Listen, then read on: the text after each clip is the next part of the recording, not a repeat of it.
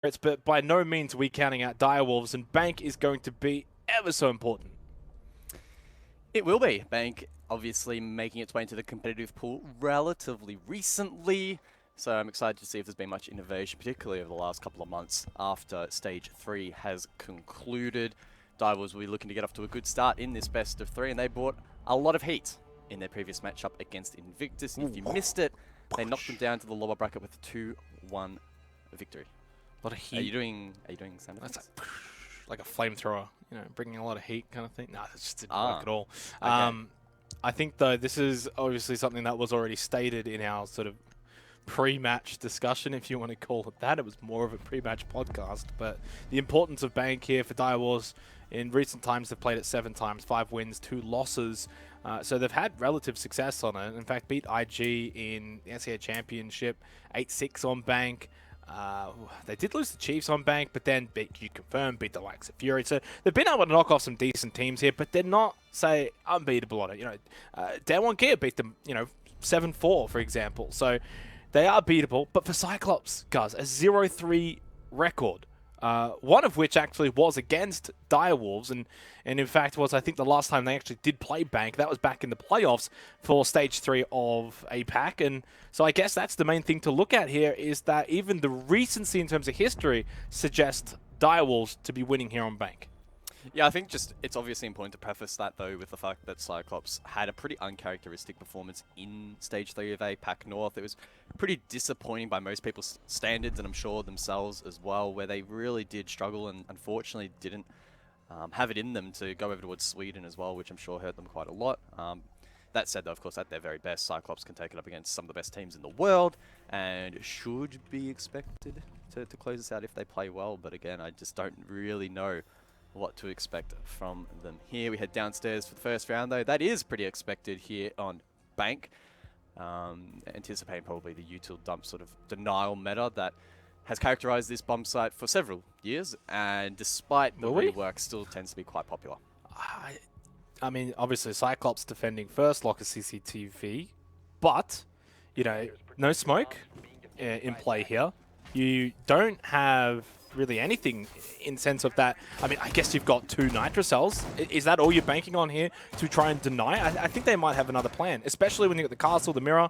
I think Cyclops might be playing this a little bit differently to what we've actually seen over the last few months. Yeah, maybe.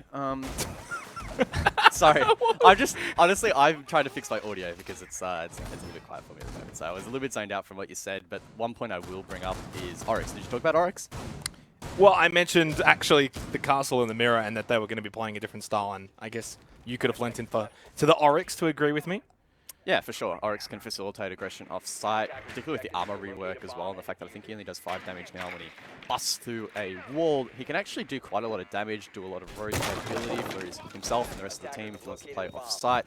And I'm assuming that's probably the play Gator with hatches open can play up above, play aggressive in the face of Direwolves and try and slow down their attack as much as possible. His ultimate goal may not necessarily need to be to find kills, but just try and slow down that momentum. It's a good start, however, elsewhere for Suzu on the Jaeger. He gets the first one to pick up. Yeah, and that's probably another sign of really good things to come here for Cyclops. If they're going to push off site, be aggressive, look for picks here on Bank, that could definitely throw off Direwolves, who, typically unlock a CCTV. If a team is going to play that sort of game plan where they sit down below and they try and deny time and throwing gas babes, for instance, or, Tachanka, for instance.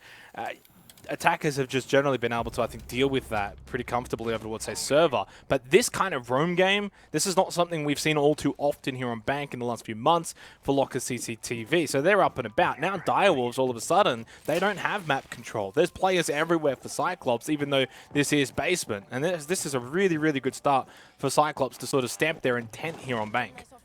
And Cyclops essentially are giving Direwolves a taste of their own medicine from that earlier series, right? Where Direwolves on the defense against IG, super aggressive offsite, looking to disrupt any sort of momentum and trying to prevent any structure from being established meaningfully And now Direwolves, with the taste of that open medicine, now need to find a way to get back in to this particular round. A two-man disadvantage, but they have decent control now, half the round to go. Again, those hatches open inside of staff room and open area will expedite the process here of the sweep a little bit, but you can still see they're droning around, trying to find some of these remaining defenders. Gatorada goes unchecked and shuts down Shadow.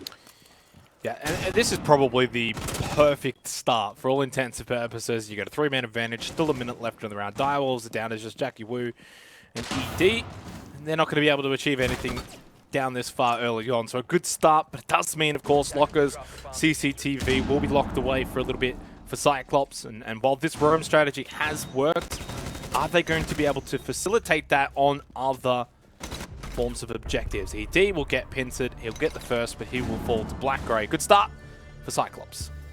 Yeah, it was a good no-nonsense roam there from Cyclops, and of course the nature of Bank being so expansive, a little bit tricky to get a really good read as to how exactly all of those kills went down, but it didn't feel like, from what we saw at least, Cyclops were putting themselves in super risky positions. They kind of picked Direwolves apart one by one, and once it was in that 5 versus 3, they're in a great position to sort of filter back towards site, regress a little bit down towards the final remaining players, converge on them, get those picks, and seal the deal. So a good start for Cyclops. They don't elect to lean into that heavy plant denial meta that we have seen on that side, and we even saw earlier today. Instead, committing to that roam, and that's a good sign of positivity from the Japanese squad.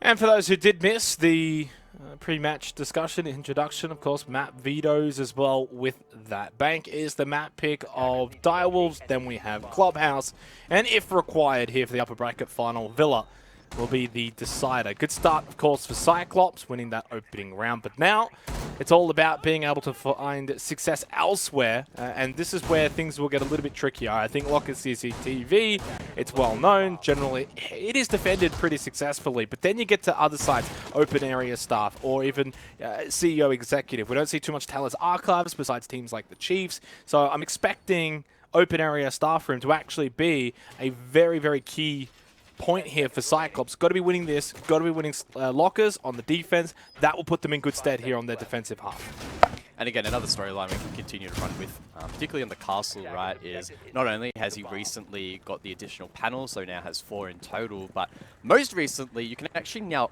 just straight up place a barricade onto a window, and it eliminates the previously existing wooden barricade. No longer do you need to rip it down and then put your castle barricade on. And whilst that might not sound like a big change in the scheme of things, not only does it just make Castle more comfortable to play, but it does speed up that process during the prep phase marginally, but it's enough to, you know, actually be able to get that 4th barricade up before the action phase starts, because often you're still trying to establish that defense when the attackers start filtering in towards the map. So it's probably expected that we're going to see quite a bit of Castle here, and I'm liking that Cyclops are committing to him. Poke a few holes, go for maybe a spawn peek, and then you don't have to tear down the barricade. You can barricade it straight away.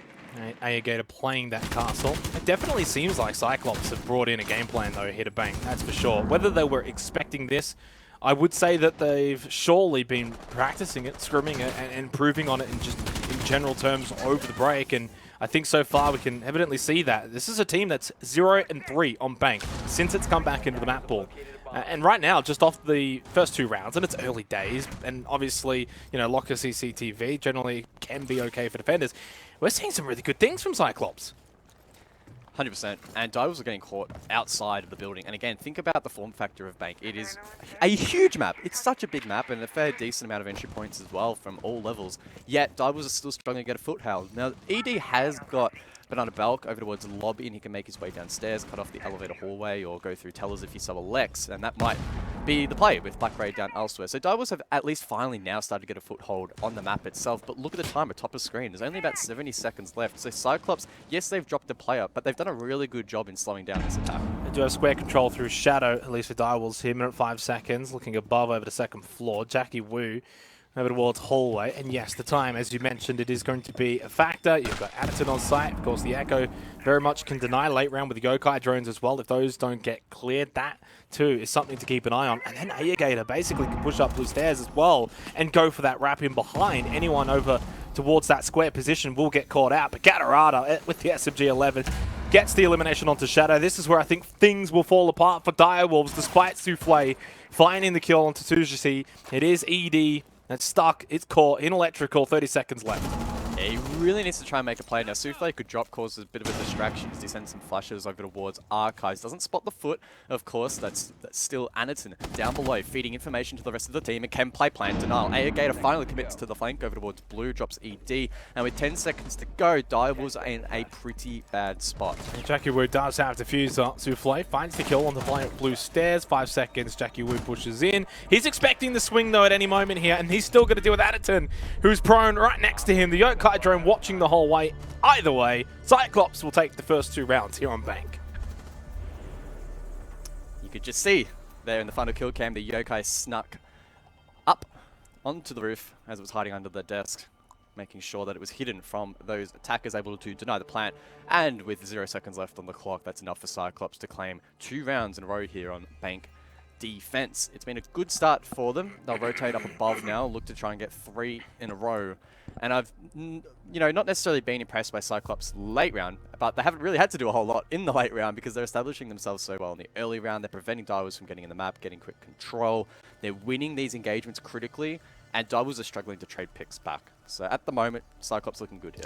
I will say this is probably the ones that you've got to be seeing Direwolves win. If they're to sort of get back into things here, 2-0 start for Cyclops on the defensive Bank is seriously pretty good. Bank has actually, since coming back into the map pool, been proven to be quite attacker-sided. Obviously, it all comes down to the teams, but this is kind of the map where, when you look at the stats for Direwolves, 5 and 2 on it, and just their general playstyle, how aggressive they are, whether it's spawn picks, whether it's map control, this is the kind of map where they should be able to find success. And so far, Cyclops, I think, as you said back in round 1, giving them a taste of their own medicine.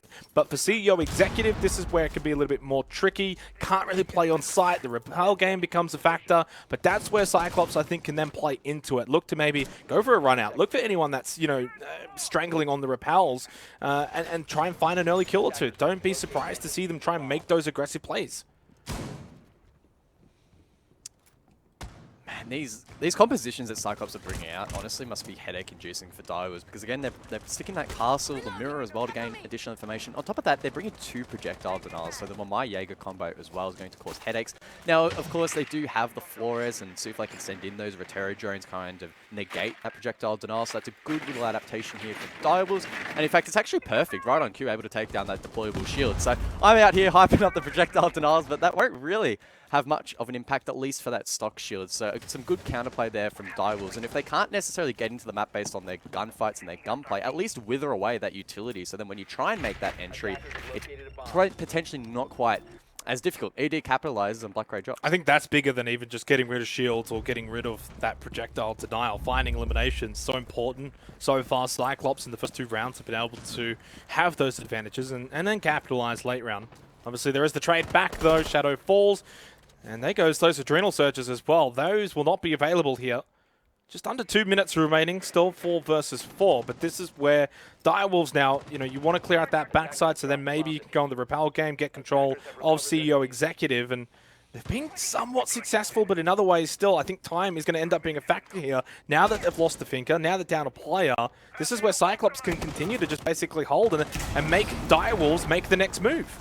Good reach though. Gator now exposed over towards Square. He still peeks, lands a couple of shots, but it's not enough to find that kill outside of Square. Gator's in a really important position to try and maintain control of top Square. If he's cleared, life gets tricky. Gatorada though, here's the call. We'll try and assist, but needs to monitor front desk as well. So Cyclops do have quite a bit on their plate at the moment, but Aniton steps wow. up. Gator as well. Suzu. It's 3 quick kills for Cyclops, and now ED's isolated down below. And this is just generally really good play from Cyclops, using CEO Executive, understanding Direwolves, they're not going for the repel, they're not putting pressure on site, they're going off site and looking to clear. So we'll play on site then, and then that's making it very difficult for the Direwolves. And I think you said it, Gator was in a very important position trying to deny this square take. Jackie Wu was trying to open it up, he had diffuser, eventually loses, and Cyclops basically have everything covered over towards square.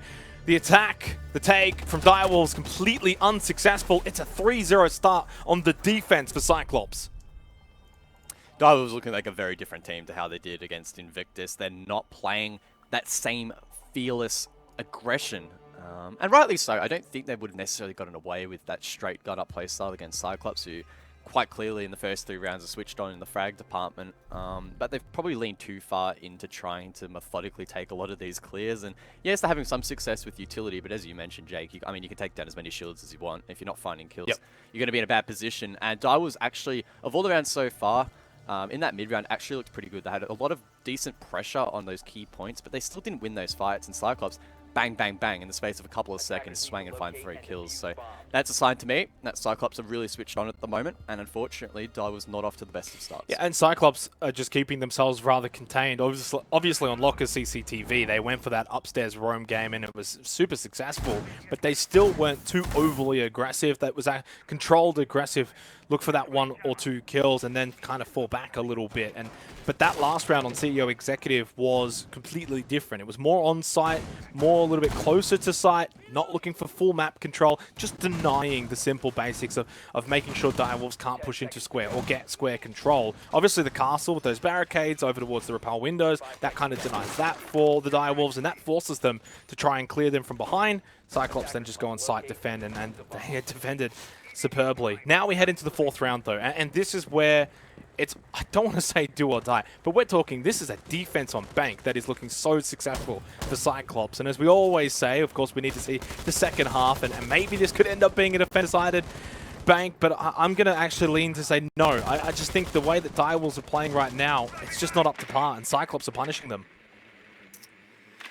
Been classy from Cyclops so far. We head back down below. The castle exchanged out for Capcan, so one annoying operator for another, and Anderton can place those charges around the map, try and catch off some unsuspecting attackers and whittle them low on HP as they look into the building. It doesn't appear as if, though, it'll be as aggressive as of Rome. I'm looking desperately to try and find some orange outlines around the map. It doesn't really look like that's going to be the case, at least not on the 2nd floor. 1st floor might be a different story, though. I'm still trying to ascertain as to whether or not that's actually open area that is occupied. I'm guessing it probably is by Cyclops, but Dai will look to confirm that with some drones. Yeah, definitely shortly. Would have been curious to see where Ayagate is at the moment. Yeah, open area, 2 players currently occupying that position, and that's going to at least now be sort of the next task on the checklist here for Direwolves. Minute 45 seconds remaining. That's an easy one for ED. Gatarada's down. He'll be out for the count. Gatarada did actually find an elimination onto Pika, though, so it ends up just being a 1-for-1.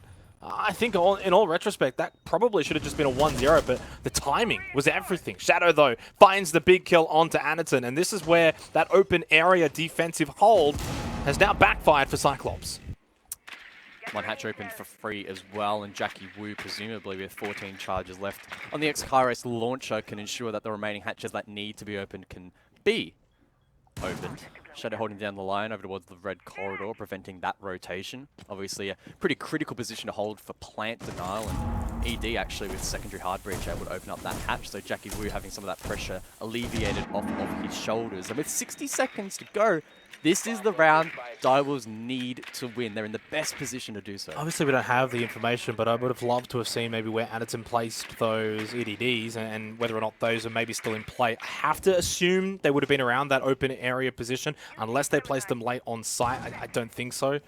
Still, 35 seconds remaining. A Nitrocell in hand as well for Black Ray that can be utilized if, say, Jackie Wu goes for a bit of a default plant through server. That can easily get denied from the mirror. So that is actually a hurdle that has not quite been overcome by Direwolves just yet. Then you've still got Ayagator and Suzu to deal with as well. And speaking of Ayagator, now makes it a 3 versus 3. Up above, that's another good angle. There is that Nitrocell from Black Ray. Ayagator with that hatch advantage. Round over. It's 4-0. Shadow looks to progress forward. 5 seconds left. There's nothing that he can do in this position. It's fallen apart for Direwolves on their 4th attack, but Cyclops able to secure that round off the back of a marvelous flank up above. Yeah, and I won't lie, Guz there definitely got some finger pointing going on towards the end of that round. It felt almost like a complete collapse from Direwolves. I don't think you'll be the only one pointing fingers, mate. The fact that Direwolves didn't get that round over the line would be very, very, very frustrating. To be fair, not to sort of toot my own horn, pat myself on the back, I did mention a couple of critical win conditions there still for Cyclops that they had available, the Nitrocell, the Mirror, just generally being able to deny that server push and looking for the default plant with only 30 seconds left. That turns it into sort of a bit of a rushed plant scenario, and that's basically what ended up happening. And the Oryx with the late round flank, there was still some big pieces on the board for Cyclops, and Direwolves just didn't have enough time to deal with that and go for the plant.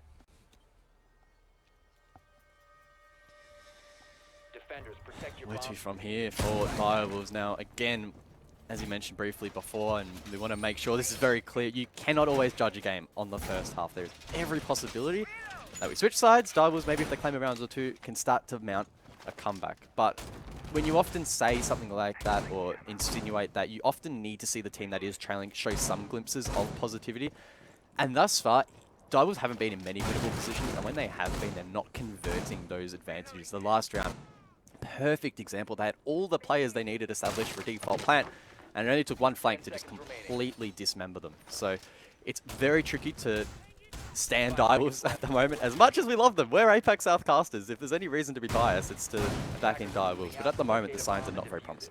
And I think a lot of that has just also just been down to the general play of Cyclops. They've been good to watch. They've been very clean, methodical. They haven't really put a foot wrong. They haven't really made too many major mistakes. I mean, they haven't really sort of played too out of their skin, but I think that just sort of speaks to the volume of their improvement here on Bank. And I think the other thing you do have to take into account, while we very much do like to suggest, let's see what the second half does provide, when you look at the stats, Direwolves, 5-2 on Bank.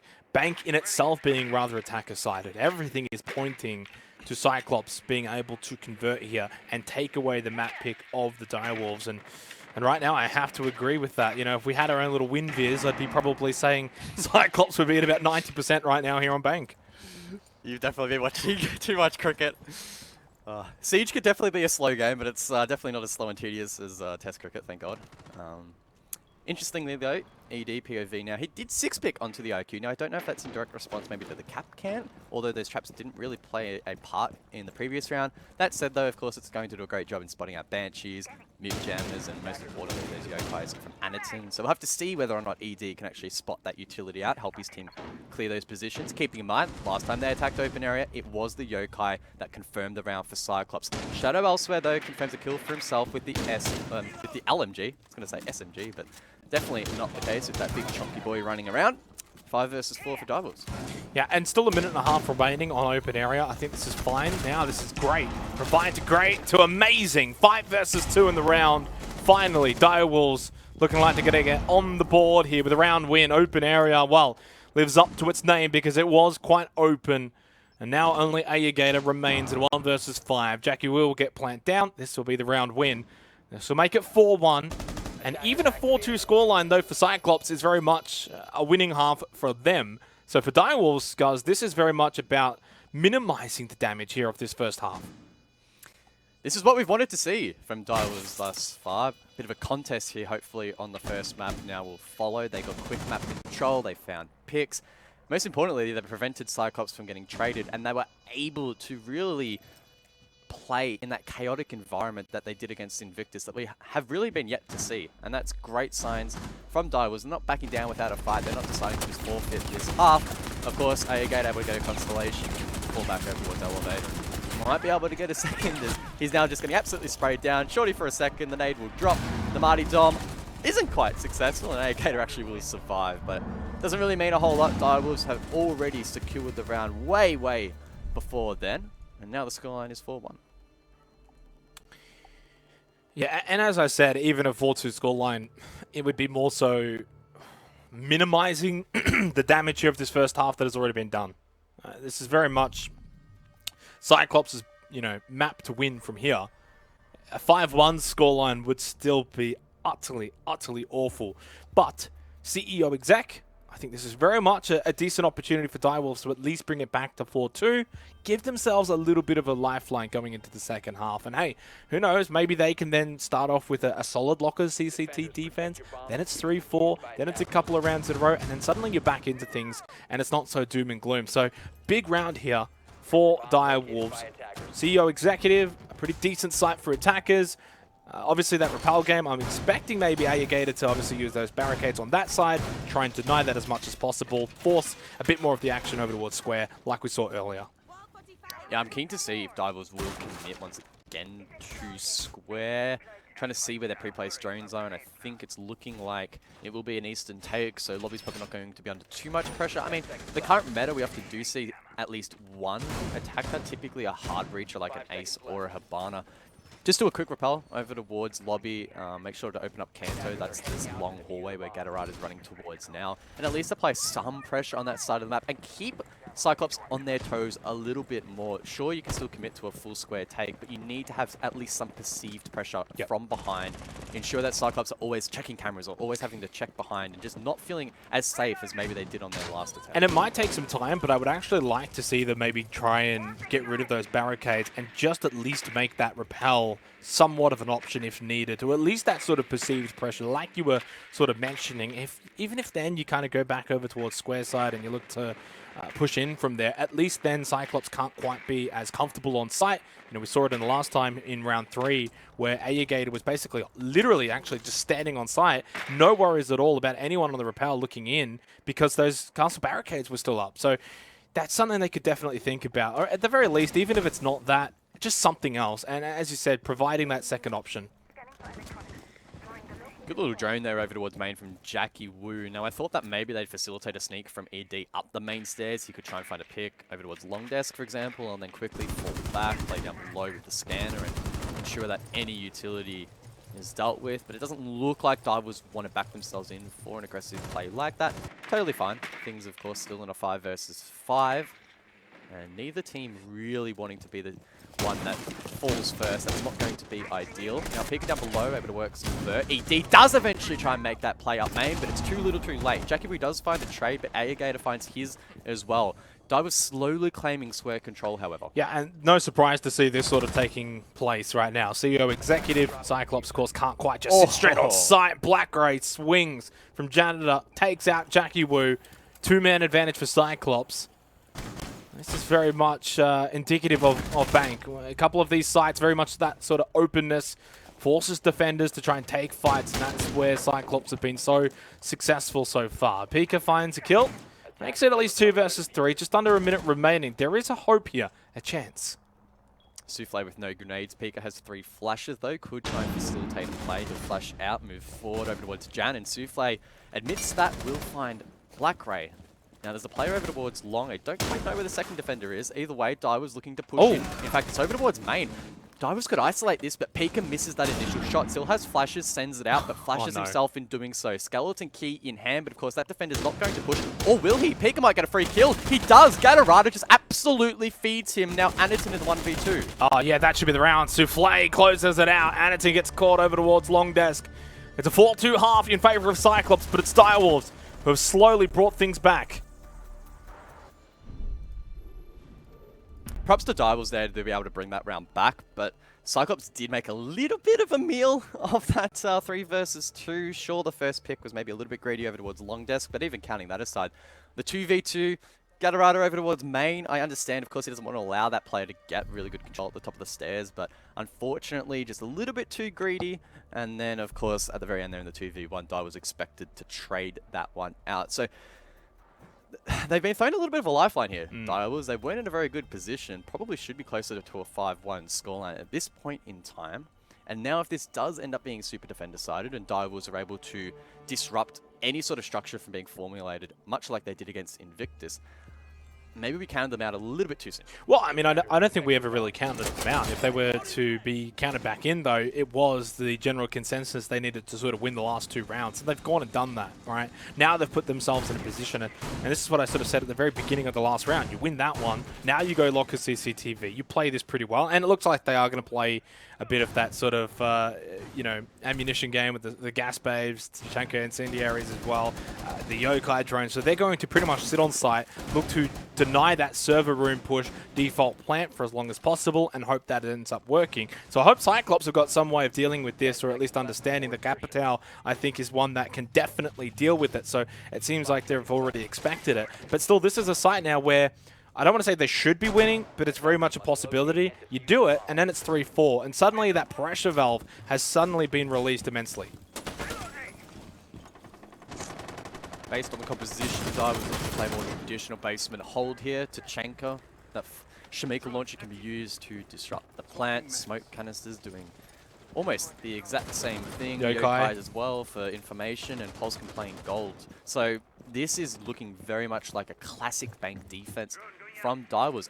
Personally, I probably expected of both of these two teams for Direwolves to lean into the similar roam aggression, if not amplify it even more than Cyclops did, but not really the case at the moment. There's a half semi-roam, I guess, going on over towards Towers, but I don't expect Direwolves to commit to that too hard. This is just a bit of a time waster as they eventually look to filter down main. And in terms of finding success against this kind of defensive style, it's very much, I think, pushing down lobby hatch and coming in from the other side as well. You cannot just send 4 or 5 people through, server room and look for that default. And you also, if you understand that they're going to be playing this, try and force out a lot of those gas babes early. Try and force out, Jackie Wu to start expanding those incendiaries as early as you can. Because the longer that you're not forcing it, guys, the longer then they're going to be able to just pretty much infinitely finish off the rest of the round, constantly denying that area.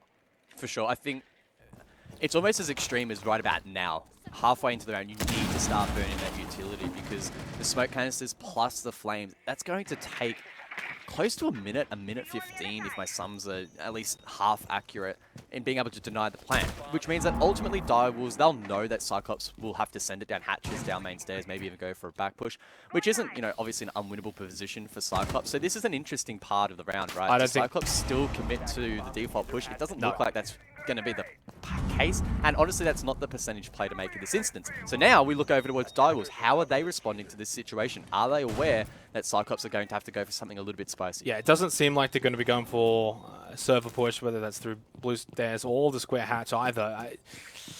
The way that Black Grey is making his movement over towards blue stairs, like, this is the thing, you cannot go for it now. Like, it's too late now. And Susie's going to find a little bit of information. Player over towards gold, that's spotted. That's going to be a nice little bit of information. But there's 40 seconds left, and a bullet has not been fired yet from the defenders at all. This is a win for Direwolves, unless Cyclops, if their rush on site is successful, they find the first couple of picks, obviously they'll win the round. But they're putting a lot of faith in this rush. Utility needs to be absolutely spot on here from Cyclops. Trades as well. They're going to look to send it in, but I don't think they're going to be able to get the job done. Gatorado, though, does get the first. Anderton as well. So the tide has turned. Wow. Gator gets in on the action with the LMG. They know there's a player inside of Garage as well. He's going to be left all alone. It's Souffle. Does get to 10 seconds on the board, but Suzu will be able to get this plant down. Black Ray and Gatorado should be able to cover. It's 3 for Souffle. Do we count him out? Yeah, and for a split second, I was like, does he have a yokai? Can he get up? But no, it was destroyed. So no yokai drone available for Souffle. 7-3. And doesn't have a whole lot of information here, and immediately shut down by Black Ray, who had all of the information as to his position. Nice round win for Cyclops. A very, very interesting round, guys. Honestly, there's a lot to unpack from that particular round. A pretty standard sort of defensive structure from Direwolves. But the way that Cyclops played it, not all that conventional. And the other C word I would use to describe it is, honestly, it wasn't all that convincing until the last 20 seconds where we just saw the kill feed light up. So I can only assume that Cyclops were able to pounce on their opponents in Direwolves, a little bit sharper in their ones. They obviously had actually pretty good information. We did see a couple of those drones in and around site feeding good information to the attack. So Cyclops did have something to go off, but obviously that utility hadn't really been dealt with. They also had the pressure of the clock against them, really forcing their hand. But they still made it work. Of course, a valiant effort there from Souffle, but he was isolated over towards Garage, and he found 3, but not going to be enough. That cross is pretty easy to hold in the post plant for the attack. So a disappointing start to the defense for Direwolves, and I don't want to see them back down now. Just continue to try and lean into that aggression. It worked against Invictus, and at this point in time, at this situation of the first map, just send it. You're not really going to lose a whole lot if you lose a couple of rounds here and the map gets lost, but then you at least try and play your confident. It's funny you say that. You don't want to see them back down. I was almost for a split second, I'm like, do you mean back down to lock a CCTV? Because of course that still was, a viable option if they wanted to go back and repeat. In some ways, I probably think they should have. I think that the way that Cyclops kind of played that round, that's still a very, very winnable round for Direwolves. Like, that literally just comes down to that old school meta approach of like 20-second meta, where it's just hit your shots, right? And I think Divers could probably set up a little bit better to defend that kind of playstyle. And then if Cyclops do go for that more conventional take, well, then you've also got the ability to deal with that as well. So a little surprised they choose open area staff. It's not always all that successful for the defenders. It is indeed living up to its name and being a very open kind of site. I guess that does maybe lead into the strengths of Direwolves, though, because they do like to play aggressive and off-site, look for a few picks. This is the kind of site where you can do that. I like that because he's just sitting outside, monitoring the windows, Anaton as well. Yep. Now, if you'd missed the earlier game against Invictus, you know exactly why they're doing this, because Direwolves could at any moment decide, I'm just going to jump out and try and find a kill. There you go. Now, ED does get a pick somewhere. Don't know exactly where. I'm assuming it wasn't a jump out, as it wasn't, of course, traded, and we didn't see an outside indicator. But nonetheless, a decent start here for DW, as Cyclops look to drone up above. Yeah, I mean, whether it's a run out or not doesn't really matter. It's still just the threat of those windows. Whether you actually peek from right up against it or even just have an angle looking at those windows, denying Cyclops from being able to say, you know, push up like this and repel close, which they, interestingly enough, are doing. And ED is going to punish that onto Alligator. So a very successful round so far. And this probably leads into why they did not want to repeat look at the CCTV. Let's get upstairs. Let's get to these open sites where we can play off-site, be aggressive, play more into our nature, and try and catch Cyclops off guard with their positioning. Yeah, Dai was doing a good job in this round collecting information, and not only collecting it, but also denying it as well. Cyclops have only had 4 or 5 drones now for a significant portion of this attack, and very tricky to roam clear Bank, not only at a man disadvantage, but when you're at an information deficit as well. So Cyclops with 60 seconds left, not in the best of positions. Anaton engages, pops an E1D, but isn't able to really find a whole lot. Black-Green needs to go big on the vert, but of course under a lot of pressure, and unfortunately Anaton will fall to the UMP. That Shadow to find that kill. Suzu now to push over towards Archives, now isolated in the 1 versus 5, drops Souffle, trade misses, but he's only got a little bit, pardon me, off HP. It's flawless for Direwolves. 2 solid defenses in a row. Kind of. It's better than the last one. Don't know where I was going with that one. Sorry. Maybe you are predicting the future. Maybe. Well, if they win the next round, I'll look like a genius. Big round win, though. And I think just the way that they actually won it in their play style and their approach, I think speaks volumes. That was more of the Direwolves we probably expected to see here on Bank. Be aggressive, hold those positions, hold those even at times off angles, and try and find those kills and put the pressure right onto Cyclops nice and early into the round. Look for those opening picks, and they did that pretty much to perfection. So a 3-5 scoreline. So far, Direwolves, of course, they won the final 2 rounds of the opening half. So they have been able to now string together 3 of the last 4 rounds. And I think you can just start to see that building up their confidence. They're hitting their shots. They're just generally in the rounds a lot more as well. I mean, even really Locker CCTV, despite losing it, it was still a round to be won with 20 seconds left. So it's not like they were completely out of it. Whereas some of those early first 4 rounds, guys, were pretty one-sided, and Cyclops were very much just stamping their authority. So we've got ourselves a bit of a match here on Bank. Of course, it is the map pick of the Direwolves. They're just starting to get back into it here, heading into the 9th round. Again, intrigued to see what the attack pattern for Cyclops is going to be here. For Direwolves, it was almost exclusively pressure over towards Square, which didn't work out amazingly well for them, for the most part, of course. But we'll see what Cyclops are able to muster up. A couple of free-play drones, in fact, over towards the lobby, at least one with the shock drone, so could be a potential point of interest. Talking about points of interest, Anaton running the 417 over the F2, which is surprising. The F2 with a lot of damage. It does have pretty high recoil, so I guess maybe he just wants the tap fire ability of the 417. We'll have to see what he is able to output. But at the moment, just sitting back, scouting lobbies, suggesting that Cyclops, or at least someone from Cyclops, wants to enter on that side of the map. Well, I think the way the Direwolves have set up, they've actually got the mirror, and they've definitely tried to fortify with the Bandit as well on site, CEO Executive, and try and deny as much of that repel game as possible by basically playing the mirror there and just sort of being counter-aggression. They've not played into the castle really at all. That was more of a Cyclops thing. Okay, drone from Pika. And this is very much where now for Cyclops, if you go for the repel game, it doesn't work out, the time it will take to even find that second avenue, that second route, is going to take so much time. So it's very important, I think, the drone game here and deciding how they're going to play this round needs to be done pretty quickly. Gatorada does get the opening pick onto Souffle. That's a nice start. Yeah, not sure if that was down below, actually, in open. Yeah, actually, I think it was a run out. You can see the death indicator just below Gatorada's feet at the moment on the rappel. So Unfortunate there for Souffle, trying to make a play. Now someone else over towards open is going to go for a swing, but the kill feed doesn't light up. And for a team that often gets branded as aggressive, Cyclops at the moment playing very measured, very controlled. They've spent the last 90 seconds setting themselves up for this push. Black Ray gets a little bit antsy though. That shadow on the flank. Suzu going for the plant, denied by ED. So it falls apart a little bit here for Cyclops, but Gatorada can stabilize and turn it into a 3v3. Yeah, but they're just not in the best positions here right now, Cyclops. You're right, they've kind of stabilized things when it comes to player numbers, but in terms of position and map control, it's still very much in the favor of Direwolves. I mean, Diffuser's down, being watched by Jackie Wu. That's in on site. I don't even know how you're going to be able to go and get that one without losing a player or at least forcing the confrontation. Anaton loses that drone, and all of a sudden, you start to wonder, how does Cyclops find a way to win this round? Going to be tough. Gaspabe's still up for Jackie Wu, so he can whittle away a little bit more time, leaving effectively 30 seconds for Cyclops to collect and plant.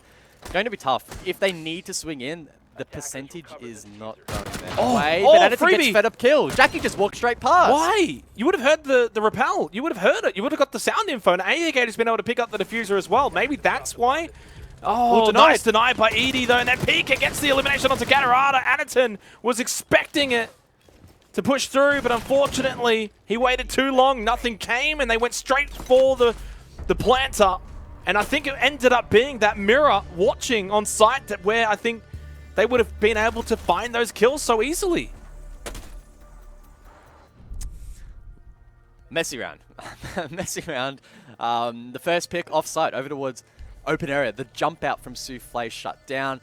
And then we saw a lot of chaos as Cyclops desperately tried to collect that diffuser and get it on the ground. And it was so close.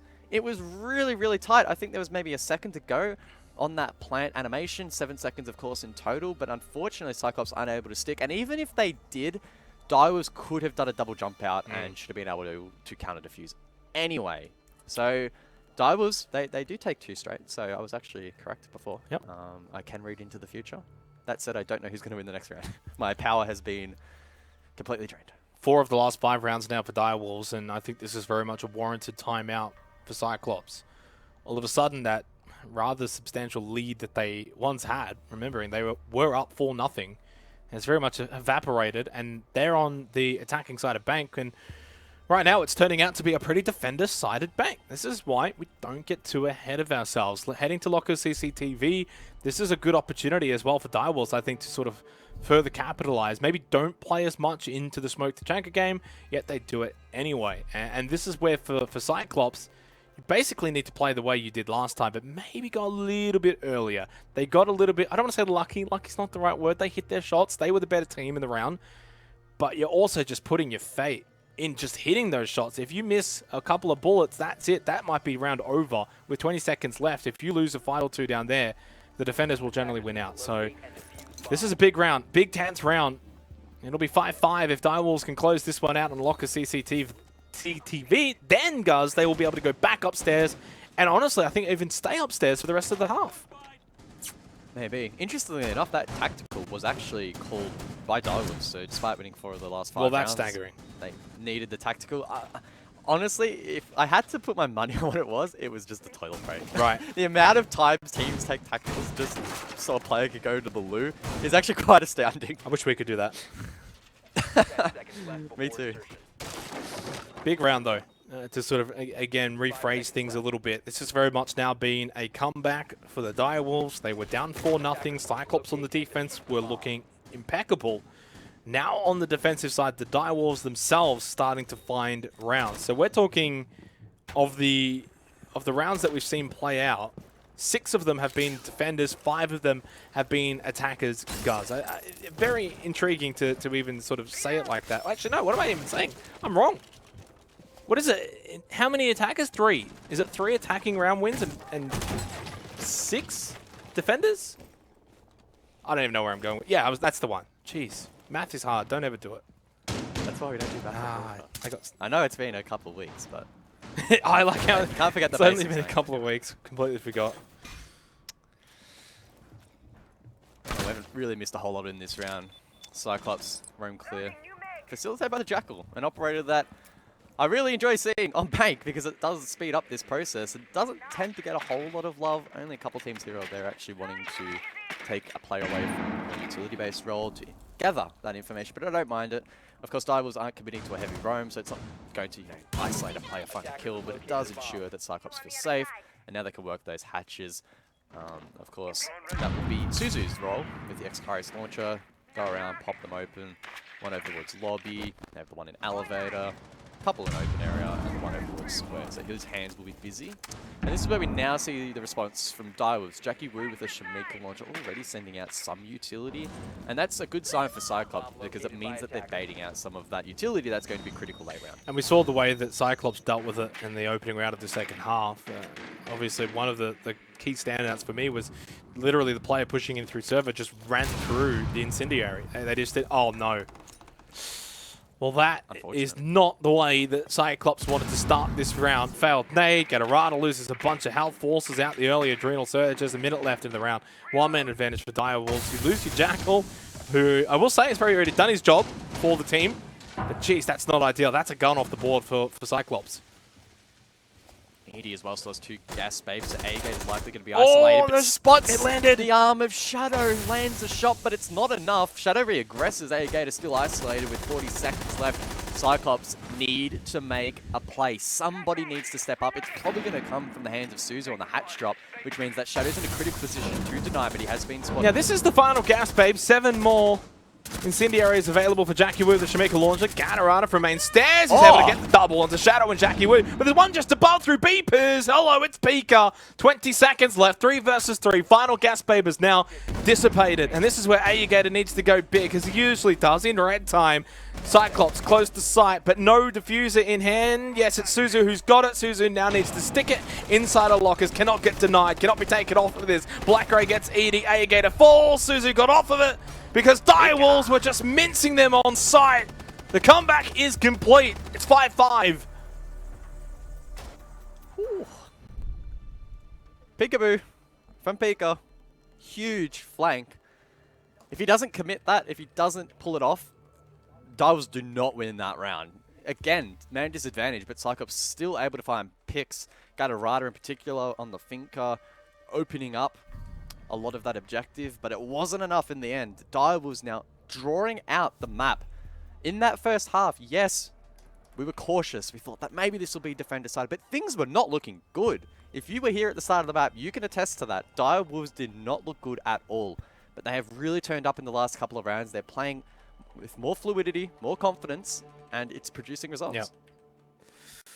And it's honestly producing a pretty decent match here as well. 5-5 scoreline. Both teams have now started to sort of show their hands. You know, in the first half, it definitely felt like the way that Cyclops were playing, they were just playing as the better team, rather than maybe, say, Direwolves making mistakes or anything. Whereas I would actually have to say in the second half, I think we've seen mistakes from Cyclops. You know, like that nade, for example, lobby hatch, like that's just straight up a mistake. Like, you lose a player, that's crucial when it comes down to a 3 versus 3 scenario late round. That could have been a 4 versus 3 for Cyclops. Then they could have played off the trade game. So I just don't think they've quite been on their game on the attacking side as they were, say, on the defending side. And this has now opened up the door for Direwolves to maybe snatch a victory. I would not be surprised to just see them straight up win 7-5 now. Maybe. It's up to Cyclops now to try and rebound. Open area defense. Cyclops bringing out the Osa for the first time in this matchup. The Talon Shield, I'm sure in the hands of Addington, who's very well versed with shield play in Siege, is going to have a bit of a ball, able to, I'm assuming, clear up above and then facilitate maybe a push late round. Of course, you can place those shields on doorways and windows and really prevent rotations from the defense as well. So interested to see what Addington is going to bring to the table here. And now this is where Cyclops can't get caught into that trap of trying to force the issue. You've now lost 5 of the last 6 rounds. So in theory, you're sitting back thinking, we need to do something. And that's what Suzu has gone and done. Finds the elimination onto Suflight. But you don't want to, say, over-aggress. Don't try and push into areas that maybe you haven't quite cleared all that successfully yet. This is a very interesting play. And it is denied by Shadow. Wow. And kind of what I was referencing. Suzu, though, finds one back at least. And it's all of a sudden a 3 versus 3 again. But again, it's Cyclops trying things not necessarily working out the way they would like. I still think they're in an okay Nope. spot. I was just going to say they had Suzu on the hard breach still up, but Shadow, so sharp in this round, gets his second. Who said the UMP is a bad weapon? Because he's making good work of it at the moment on that castle roll. Now, once again, Cyclops at a man disadvantage. 80 seconds to work with. If they could isolate a pick, don't count them out from this matchup. Aegator and Gatorada, the stats show it. They can frag out, but this is a very tricky position they find themselves in. Still 2 Nitrocells as well available for Jackie Wu and ED. You got the mirror to deal with as well. A minute remaining on the clock. That is somewhat of a saving grace. You've still got some time to reconvene and figure out how you want to go about pushing into open area. Oh, this could be cheeky. Oh, so cheeky from Gatorada. Probably has to go full prone, I think, though, and then... Oh, maybe not. That's, of course, needs to still go through the doorway. It does give away position, and I do wonder where's Aegator going to go from here. It's over towards CEO.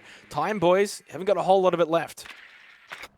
Aegator looking to try and establish a drone over towards small office. Gatorada will now rotate off that information. Mirror pops, so we can try and play off that, but 30 seconds left. They need to find kills, and Shadow's not backing down without a fight. There's 3 in this round, going for the 4th, but Jackie Wu will snatch it from him. Dire Wolves seemingly out of nowhere now with match point. They honestly looked down and out in the first half. It was a 4-0 start on the defense from Cyclops. They came to bank looking to make short work of this best of 3, and the Dire Wolves have just turned things around. They've got match point. They've forced out a tactical timeout to the side of Cyclops now. This is a bizarre turnaround. I definitely did not see this one coming. And I know this is why we always say, and I in some ways like that we always say this, guys, that we need to see the second half.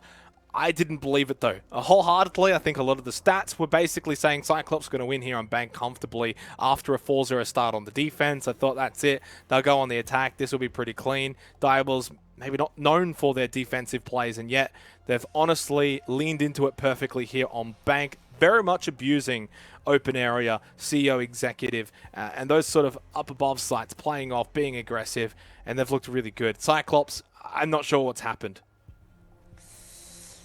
Now, it is only map point, not series point. This is the best of 3 upper bracket round 2 match. But just to reiterate, a couple of days ago, Divers didn't even know they were playing for their spot at 6 Invitational. They got a very late call-up to participate in this event. Again, they said publicly they have been trialing other players. So this is a bit of a mismatch, a misfit of bandits at the moment, just running around, having a bit of fun inside of the server. And again, I don't want to discount them too much, right? They obviously have shown promise, but they've never been one of the best, at least in APAC South. There's always been question marks over their consistency and how well they can actually play in best of 3 series and all that jazz. But today, they have just been showing up, and it's often a storyline that we see reverberate in Siege, right? And I know it's a bit of a cliche at this point, but when you have nothing really to lose, when you can just play loose, have some fun in Siege, that can sometimes go a really, really long way. And thus far, Divers are showing that. Obviously, we don't know the full story. Trialing players could mean only, say, one spot is up for grabs, right? Like, and you've still got your core 4. We don't have all of that information. Heck, you could be trialing players, but with full intention of, if it doesn't work, well, we've got our core 5. That's fine. So it's a tricky one. You don't have the full story. And right now, I would almost be saying, cancel the trials, boys. That's it. We've got our 5. We're looking pretty good. Maybe they can close out here. Whoever's been trialing for Divers is really sweating right now. Yep, 100%. Match point against Cyclops. Of course, a Cyclops team, though, that in the last couple of months, guys, have kind of lowered their colors. So they are very much beatable since probably, honestly, since coming back from the Mexico Major. Yeah, they have tapered off. They finished 3rd in the APAC North League in Stage 3. They missed out on their opportunity to fight it out in Sweden. And all that said, I still thought that Cyclops would be able to bounce back in this tournament. They'd still be a very strong contender to go to 6 Invitational, claim that last chance qualification. But at least in this match so far, things have been rough going for them. And again, in this head-to-head matchup, I would be expecting them to take it quite easily. Aegator sends it in. Pika to find the first here on the map point round. Could well try and double down, is stuck in a pretty tricky position, but not traded as of yet, Ooh. though will be taken down. So not the absolute worst here for Cyclops. Yeah, a little shoulder peek, and then comps a bullet to the shoulder. Shadow just does the inevitable. So 4 versus 4. I'd say that's a win, though. That's kind of what you want from the Vigil. At least get 1 for 1, deny some time, be annoying, be a nuisance. You could definitely feel like Direwolves have got the tails up, though, and the confidence very much brimming. And this is where Cyclops need to kind of find that form they had in the first half, where they were methodical, where they played within themselves, and they didn't try to do too much. A bit of info here on the drone. Minute 30 seconds remaining in what is this match point round. Bye-bye Shadow. Black-Ray easy kill. Cyclops looking to force the OT. 417 getting a lot of playtime, doing a lot of damage, and Cyclops now in a comfortable position. It's not often in the second half where they've been a man up, and they'll be looking to convert this round and force overtime. ED.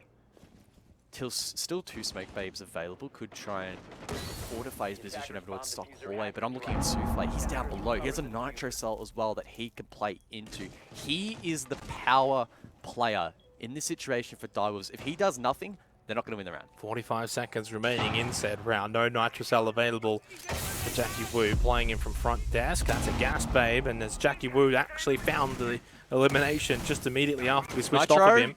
Nitro Cell. Suzu's gone for the plant. There is that Nitro Cell called by Gars and called by Souffle. 3 versus 2 advantage now for Direwolves. Plant is down though. Ooh. Cyclops, Anaton and Suzu to play off of it. ED should find this kill and does so. And Direwolves should very much find this map now. Anaton with the outside position on the rappel, but it's a 1 versus 3, and immediately Jackie Wu gets it done. The Oh, they all jumped out no though! way! They all jumped out! No, they got time, surely. I think they'll get it. 7 seconds, of course. Why would they all jump out? What are you doing? I think they've got it. I hope they've got it, or they're going to look really silly. 10 seconds now to get on it. I think they'll be okay, but that was a little bit too close. Even if they do make it here, which I'm still questioning. Oh, they got it. They got it. I mean, that has to be what? Miscommunication, or they've all just had the exact same thought process at the exact same time. A little bit tricky in the end, but the Direwolves still get the job done on Bank nevertheless. It's a 7-5 victory on their map pick here in the upper bracket final. 1-0 in the series.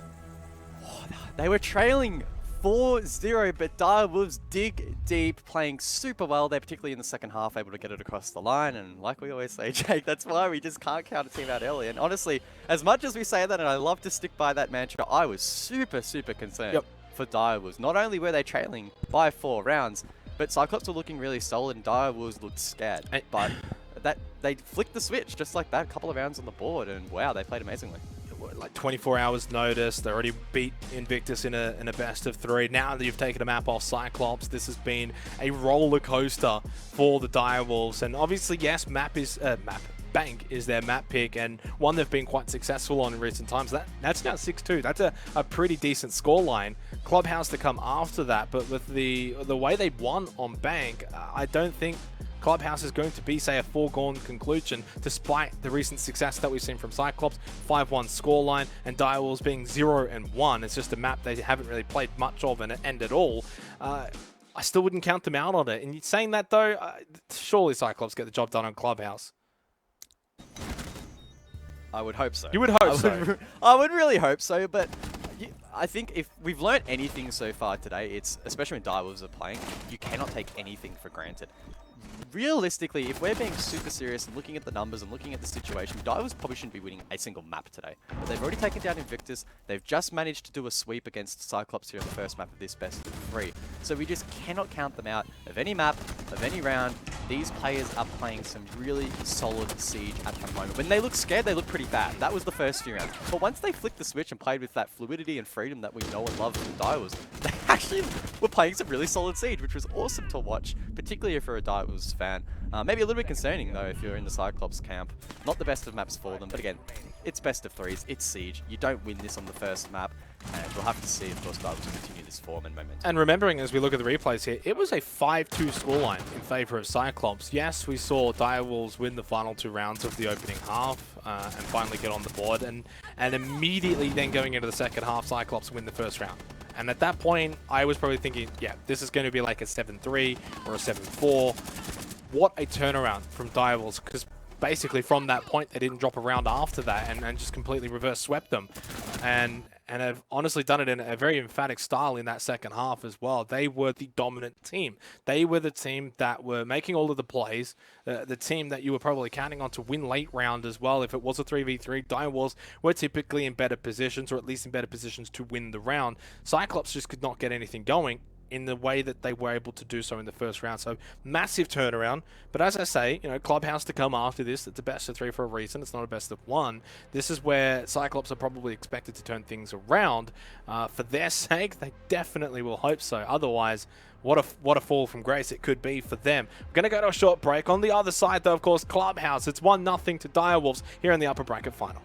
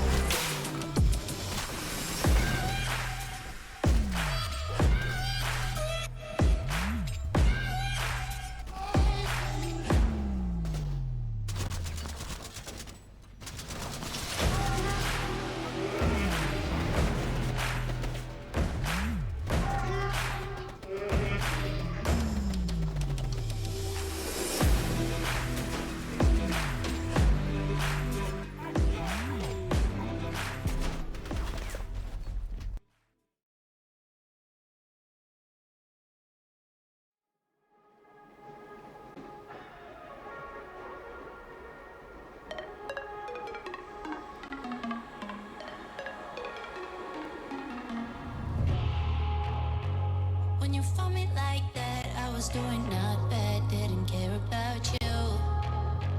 I was high as fuck, wasn't looking for love or anything new.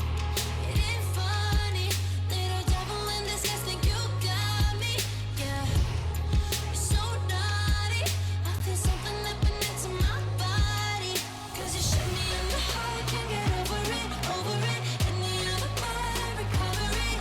And I know what you done, you made me fall too fast. Wait.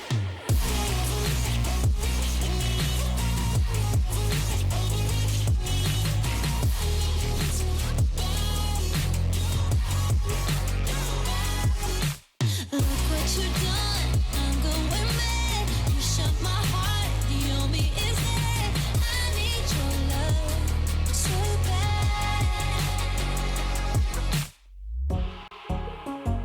Now I'm lying in bed, stupid thoughts in my head, got me thinking of you.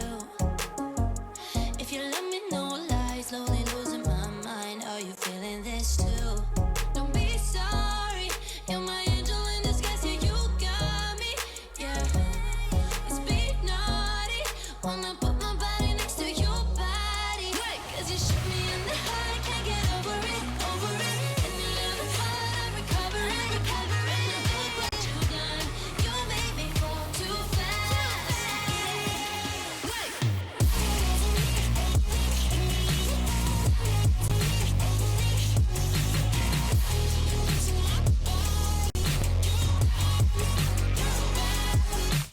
Look what you done, I'm going mad. You shut my heart, the only is that I need your love so bad.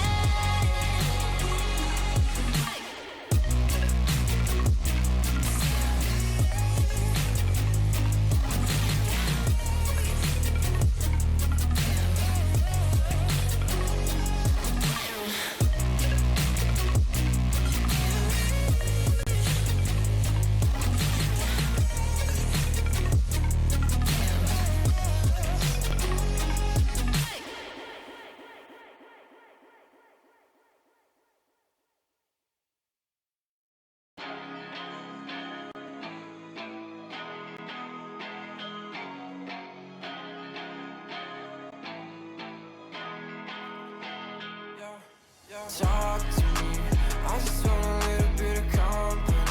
You acting like you really wanna fall for me, but baby, can you tell me who you wanna be?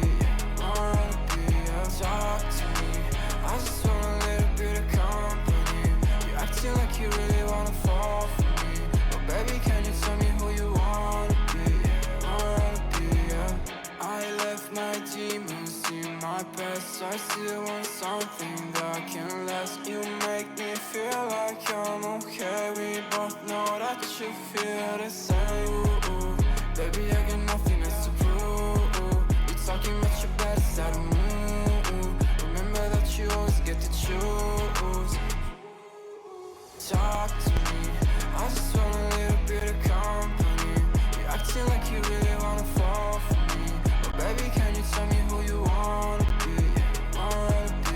Talk to me, I just want a little bit of company. You're acting like you really wanna fall for me. But baby, can you tell me who you wanna be?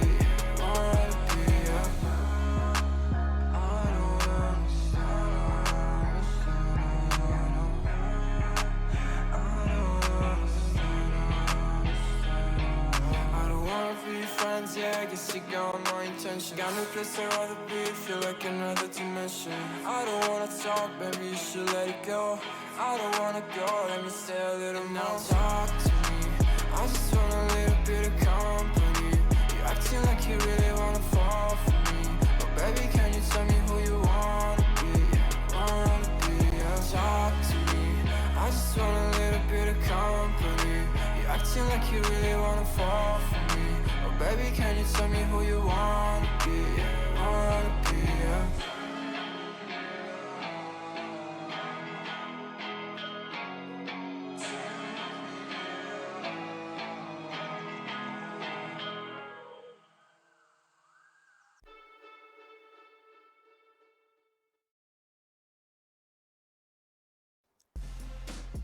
Direwolves have taken the early lead here in the upper bracket final 1-0 with their victory on Bank. It was their map pick, so there were some expectations for them to be able to do so, but the fashion in which they won the match was a very much roller coaster. Cyclops, of course, got out to a perfect 4-0 start, even had a 5-2 lead, but then at that point onwards, it was 5 rounds in a row for Direwolves. They take Bank. We head to Clubhouse very shortly, guys, and I very much would say, you're looking over all of the notes and all of the stats, everything's pointing to a Cyclops Clubhouse win. Yeah, talk about fashion. What's going on here, mate? Oh, here? Letting loose a little bit, you know. Can you even do that? What have you got? No, I don't. Maybe just I like don't have opening chest up the yet. sun, like just the I don't have white. chest hair yet. Yeah, I'm looking like a bit of a ghost at the moment. I think it's because I haven't been outside, especially not the last week. But that's another story altogether. Honing on this series though, I don't think it's done just yet. Cyclops, I'm sure, will do it justice. Clubhouse should be a map that they're a lot more comfortable on. And if they came out of the gates strong like they did on the first map, I'm anticipating for them to be able to hold on to that lead. That said, I mean, Divers have produced some crazy stuff today on maps where you're not typically allowed to get away with it. I mean, Oregon against Invictus, even Bank against Cyclops. You shouldn't necessarily be able to play as aggressive as maybe they've been allowed to. Clubhouse, maybe it's in a whole nother league of itself in terms of its characterized structure, but who knows? I'm happy to sit back and enjoy the show. I'm trying to see if Dev's match tracker has Direwolves under 7th Heaven and their old stats, but I can't actually find them. I don't know if he's just like straight up removed them or not, but you know, obviously since September, they've only played Clubhouse once, and that was a 7-4 loss to Invictus Gaming actually back in November. So it's not even a map that they even really go to at all or look to go to.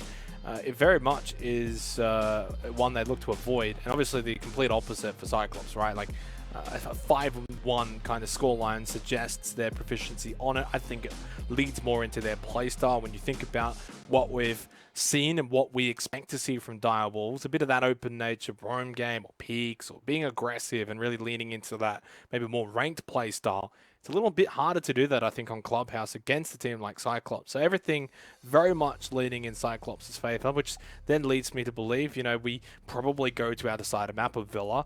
And it's an interesting strike rate, 6-2 for Cyclops, 3-1 for Direwolves. That's a tough one to sort of pick.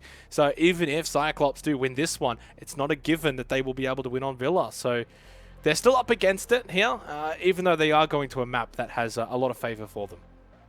100%, and I'm hoping, and I'm crossing my fingers, crossing my toes that means we should get a close best of 3 that should be what happens looking at the match on paper. And again, Villa is going to be a tough one to call, but we jump into map number 2.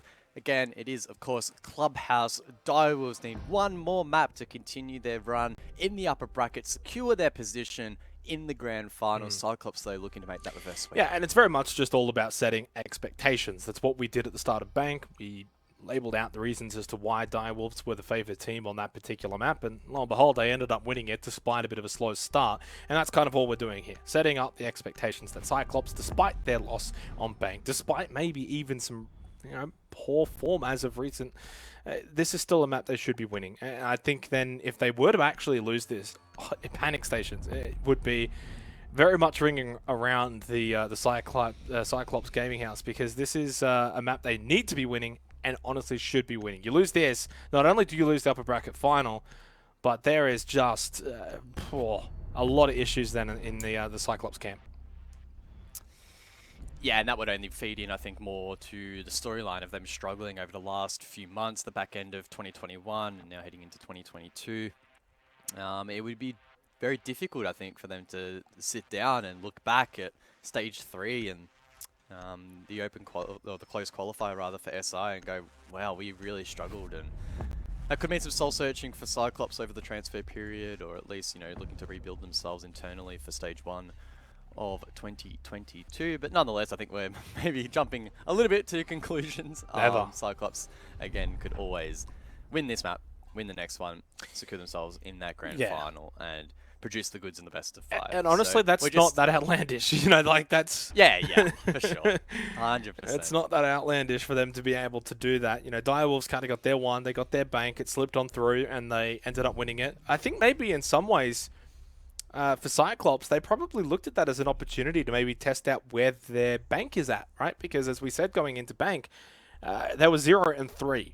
And a pretty bad 0-3. Their attacking win rate was 33%. They got some decent defensive rounds, and I guess those statistics actually kind of backed up into that game, right? Their defense was again better than their attack, so that doesn't really bode well for them. That if they have been putting in work, you're now still 0-4, and you still haven't been able to improve your attack on bank. That's not great, and I think it means coming into this year of 2022, I don't sense you will be seeing much bank from Cyclops, unless they really pick things up between now and the start of stage 1. In terms of the operator bans, of course, Mirror, Thatcher, Valkyrie, they're all standard, they're all pretty expected. And I guess Montang as well, probably expected, but the reason to highlight him is, of course, Cyclops Anderton loves Montang, one of, if not his best operator, signature. That's fine, there's another shield operator now anyway. That's exactly what my next point was going to be. Wasn't afraid to give Osa a shot on bank and could become a staple here on this second map. It's not the same though, of course, but in some ways you can play around the shield. Well, you've got a shield and a primary weapon, so you're doing pretty good for yourself. Well, it depends on really what you want more. Do you want the shield more? Do you want the weapon more? I guess obviously if the Montang's available, you can do different plays. A little bit more agile with that shield up. Black Right doesn't quite find anything early on here. So Direwolves on the defense though here for Clubhouse. Pretty much to sort of set the story. Their defense is not amazing, but it's not their worst part of Clubhouse. Around that 43 to 45% defensive win rate. Their attack though is the worst attacking percentages on any single map in the map pool at a very red 25%. So that's where they're going to have to get a lot of the work done, is obviously finding a few attacking rounds. And it also means absolutely pivotal that Direwolves are able to find at least a 4-2 here on their defense. That's a really good stat from you, I'm not going to lie.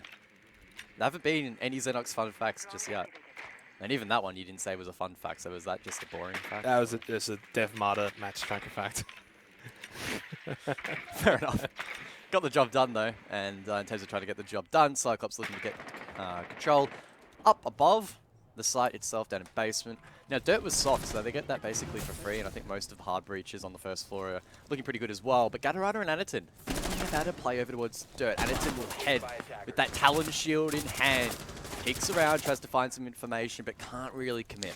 Yeah, but pretty much playing the same way you would with the Montang, and then you've still got Gatorada playing off with the shield anyway. So you ban out the Montang, yet you've got the exact same play style. Does get a little greedy there, And probably, I don't think Anderton would have done that with the Monty, so that does actually end up being a bit of a deficit there for Cyclops. 4 versus 4, just when it looked like they were going to do Cyclops things down below through dirt.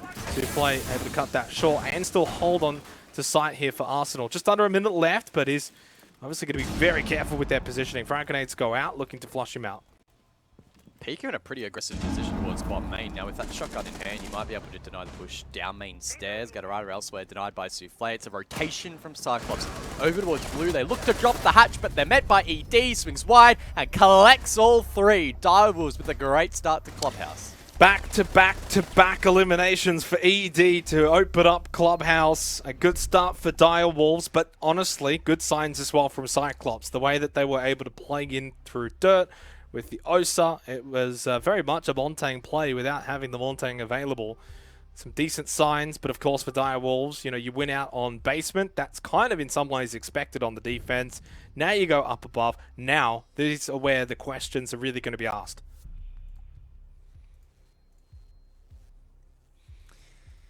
Bit of a strange round there. Dirt for free, and the double push through that position, headed by the Osa. Did collect the kill, but then probably overcommitted. And that's often, honestly, one of the tropes of Cyclops' gameplay is they'll have a nifty strategy or a nifty idea. They'll commit to it. They'll find some good ground or find a kill, maybe both. But then they often push the envelope a little bit too much and then negate any advantage that they actually get from a play. Perfect example there. It was neutralize the 4 versus 4. Weirdly enough, Hatcher's not being worked elsewhere and a default push not really being committed to, and then Cyclops left with no other option but to try and drop blue, and easy as he'd like. For ED, he can just sit there and get fed. So a concerning first round there for Cyclops, but again, Clubhouse attack could be quite tricky. Yeah, but good signs, I think, that they're going to be able to make this Osa work through Anderton. I think actually maybe just not used to being able to just whip out the primary weapon and go for a shot, and very much fluffed it. And I think as long as Anderton plays a little bit more contained and doesn't go for those plays and very much just relies on the shield and turns it into essentially a Montang at heart, then I think Cyclops can play off of that a little bit better. Whether it's Ayagate or whether it's Gatorada that is playing behind Anderton, either or is more than capable. Blackray's got to be a little bit careful here, as usual. And this is where Direwolves, if they're going to win on Clubhouse, you've got to make these little plays.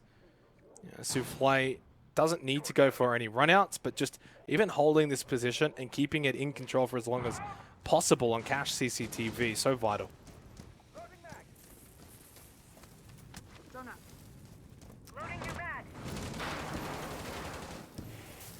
Blackray will make good use of the Maverick blowtorch, able to get the right side of the wall soft. I don't think there's another attacker alongside open that, as I said that they were Gator, I believe, able to bust it. There's a fair charge. So a decent start in the utility department here for Cyclops. That's the main wall dealt with, and the rest of the team elsewhere, I think, looking to try and apply some pressure over towards the bedroom side of the map. Now a grenade here from Blackray might be able to find something, but doesn't elect to commit to it, probably wise as there's limited information. Shadow though seems to have a pretty good read on Gatorada, finds that kill and the Finker's dropped. Yeah, and no more adrenal surges for the remaining minute and a half as well. Not ideal for Cyclops, down a player, down one of your fraggers, now down your shield player in Anderton. Shadow picks up a quick double on the Aruni. I would have to imagine did the Roni run out of bullets, and that's why we saw the pistol. I don't know. That's just a straight up guess, but could be in for the play there. Suzu able to finish off Shadow, who was low on health. Still, damage has been done. Direwolves in a pretty solid position here with a minute left. 1-man advantage. Not a whole lot opened on site either. Half a dozen drones remaining for Cyclops, so they can pick themselves back up, use those drones to scout ahead, get some information on site, and then use the combination of Suzu and Blackray on the hard breach to expose some of these players, to maybe find at least a kill, even out that man count, and then go for an execute on site. But Direwolves, at this point in time, not really being forced to make a move at all. They can sit back and wait. They have control of main stairs. They can fortify that with ADS devices juggled across. Kona Station well close by, so they're in a great spot. Yeah. Top red fully in control. ED can continue to throw out those gas babes. Peak has taken a bit of unnecessary damage. Kona Station's around, but he's unable to find his way to one of them. Still 2 more nades available for Cyclops. In fact, 2 smokes as well. They can do some damage. ED swings, top red. He is getting pushed on. Nicely done with the shotgun, though. On top of Black Gray into red time. No time remaining for this com push. Suzu gets one, but immediately traded. There goes Ayagator. Jackie Wu has to hold for time. ED watches. Whites covers perfectly. Round win again for the Dire Wolves. I gotta say, I was a little bit scared there in the last 20 seconds or so, but ED, I think collecting another 3 in that round. The jump with the shotgun was critical. If they lost top red control towards those stairs, honestly, Cyclops probably would have closed out the round. So that was critical from ED, an awkward engagement, but he made it work, and that's 2 straight. Give up on the Osa, surely, right? You have to at this point. And I think that's where Cyclops have now called it. 2 rounds they gave it a go, tried to mimic the effects of Montang in certain ways. And to some degree, the dirt play wasn't awful in round 1, but it hasn't found success in the opening 2 rounds. They're going to move off of it. Anderton over to the Havana, and Cyclops, while their attacks from Bank weren't that great, so far their attacks on Clubhouse haven't been that fruitful either. Their attacks on Clubhouse statistically aren't all that bad. 61% win rate on their attacking rounds from 6 matches. The only other map that's actually better than that, this is a Xenox fun fact, is Villa. And that's, of course, our decider map after this. Ooh. Well, leading on from that, if Dire Wolves manage to even just get 1 more round here on the defense, well, they're doing statistically better than a whole range of APAC teams, predominantly APAC North, that would be versing them on this map. So that's pretty impressive, again, considering their circumstances. And at the moment, Dire Wolves are not just pulling these rounds out of nowhere. They are, once again, playing solid siege. Cyclops are being forced into some very precarious positions that they're not really being able to troubleshoot themselves out of. And Dire Wolves, to their credit, are making them pay. Do you think there's a part of that Osa play, though, in the first 2 rounds where you're trying to play into that and therefore you're taking away from other potential plays, right? Like you're just maybe too focused on the shield play. Maybe. Oh, hey, get up. Oh! Prone. Almost looks like a down, but Souffle only takes a single bullet and able to jump away. Wow. So I feel like he should have lost more strange. damage, lost more health there. I feel like Souffle should have died. I think the head was exposed and Ayagator missed, but nonetheless, a bit of a neutral engagement. Cyclops looking to take quick control, though, of Garage, suggesting a sweep across from CCTV cache to the objective itself, which is bedroom. Yeah, and sort of going back to what I mentioned before with the Osa, but this is, again, seeming like now you're not worrying about that shield as much. It's not as much of a factor. You're just more so playing a little bit more stock standard with these quick sweeps. You don't have to worry about that slow-moving shield. And so far, I think for Cyclops, at least for Anaton, a little bit more free going here with their aggression on the attack. Yeah, we'll have to see whether or not that will be the case, though. Anaton has been shoved onto the hard breacher role, and he can use those Excaris to gain some control. Mindful of the flank, though, but I think Ayagator's prone double holding that will now make his way up. Suzu as well to rotate over towards Jacuzzi. He'll be looking to open up that breach, but Shadow gets the opening kill. That's his 3rd in the map thus far, and that's one of the hard breaches dealt with. Now, assuming Suzu doesn't open up Jacuzzi, they could be in a world of hurt, but there was nothing to deny that, of course, from Dire Wolves. So pretty free real estate. Gatorada capitalizes to drop Pika, but Shadow once again in on the action. 3 in the round. It's a run out, and the diffuser is now on the ground. It is the Shadow and ED show right now on Clubhouse. 11 eliminations between the 2 of them in 3 rounds. Easy one. Okay, that's a bit for far. Anaton. Shadow just had to reel it in a little bit. I think got a little too trigger happy. Gas Babe's thrown out from Jackie Wu. Good intel, at least established from Anaton, but the numbers advantage, obviously, plus only 55 seconds remaining in the round, and really not the best positioning. Leads me to believe Dire Wolves are on the verge of a 3-0. Jackie Wu doesn't win it out anyway. I thought maybe with the shotgun, all he did really was just get rid of the soft wall. And now Cyclops actually have a 2-on-1. ED in logistics under the pump, but sprays and finds the kill onto Ayagator. Now it's a 1 versus 1. Keep in mind, the diffuser on the ground over towards the diffuser will force Anaton into finding these picks, sends out flashes. He needs to be careful. He gets caught off guard. Cyclops to get the round out of nowhere. Oh. I'll let out a little no because he was on 7-0 and I'm like, he could get 8-0. What a start that would be for ED, but no, not to be. Big, big round win for Cyclops because they won that round from a position I didn't think they were going to be able to win from, and yet did so. Just like that, in the blink of an eye, you go from 3-2 to 1-2. You have to wonder, did Direwolves sort of misplay that a little bit? Or Yes. Yeah. Shadow. Well, You've just pulled off the play of the game so far, and then you double down and run out, and you cost your team the round. Simple as that. well, I think there was still some extra misplay after that one as well. No, but no, that we that gotta- was the we gotta catalyst. That was the catalyst. I will We gotta agree. find someone, and we gotta find someone. Yeah, very much undoing not only his own good work there as well, but obviously for the team. Cyclops, consummate professional sort of team. They'll capitalize on that, and they very much do so there. That was a very, very winnable round for the Direwolves. They could have, and maybe should have, been up 3-0. Regardless, we head back down to basement, as we did back in round 1, and Direwolves will be looking for another win down here. Well, it's been a pretty explosive start here on Clubhouse so far. A map which normally is quite slow has sped up in pace. Probably characteristic of the fact that these are, of course, two APAC teams fighting it out for a spot at 6 Invitational, but as well considering that these two can definitely put on a show when called for. Sneaky little drone taken out there by Souffle, whittling the numbers away for Cyclops. And obviously it's only one drone, but could play a larger role in the puzzle of unlocking this defense, especially if DW commit to this roam they've established. Drones will be very, very important, 2 of which have now been dropped in finding out where these players are and isolating them.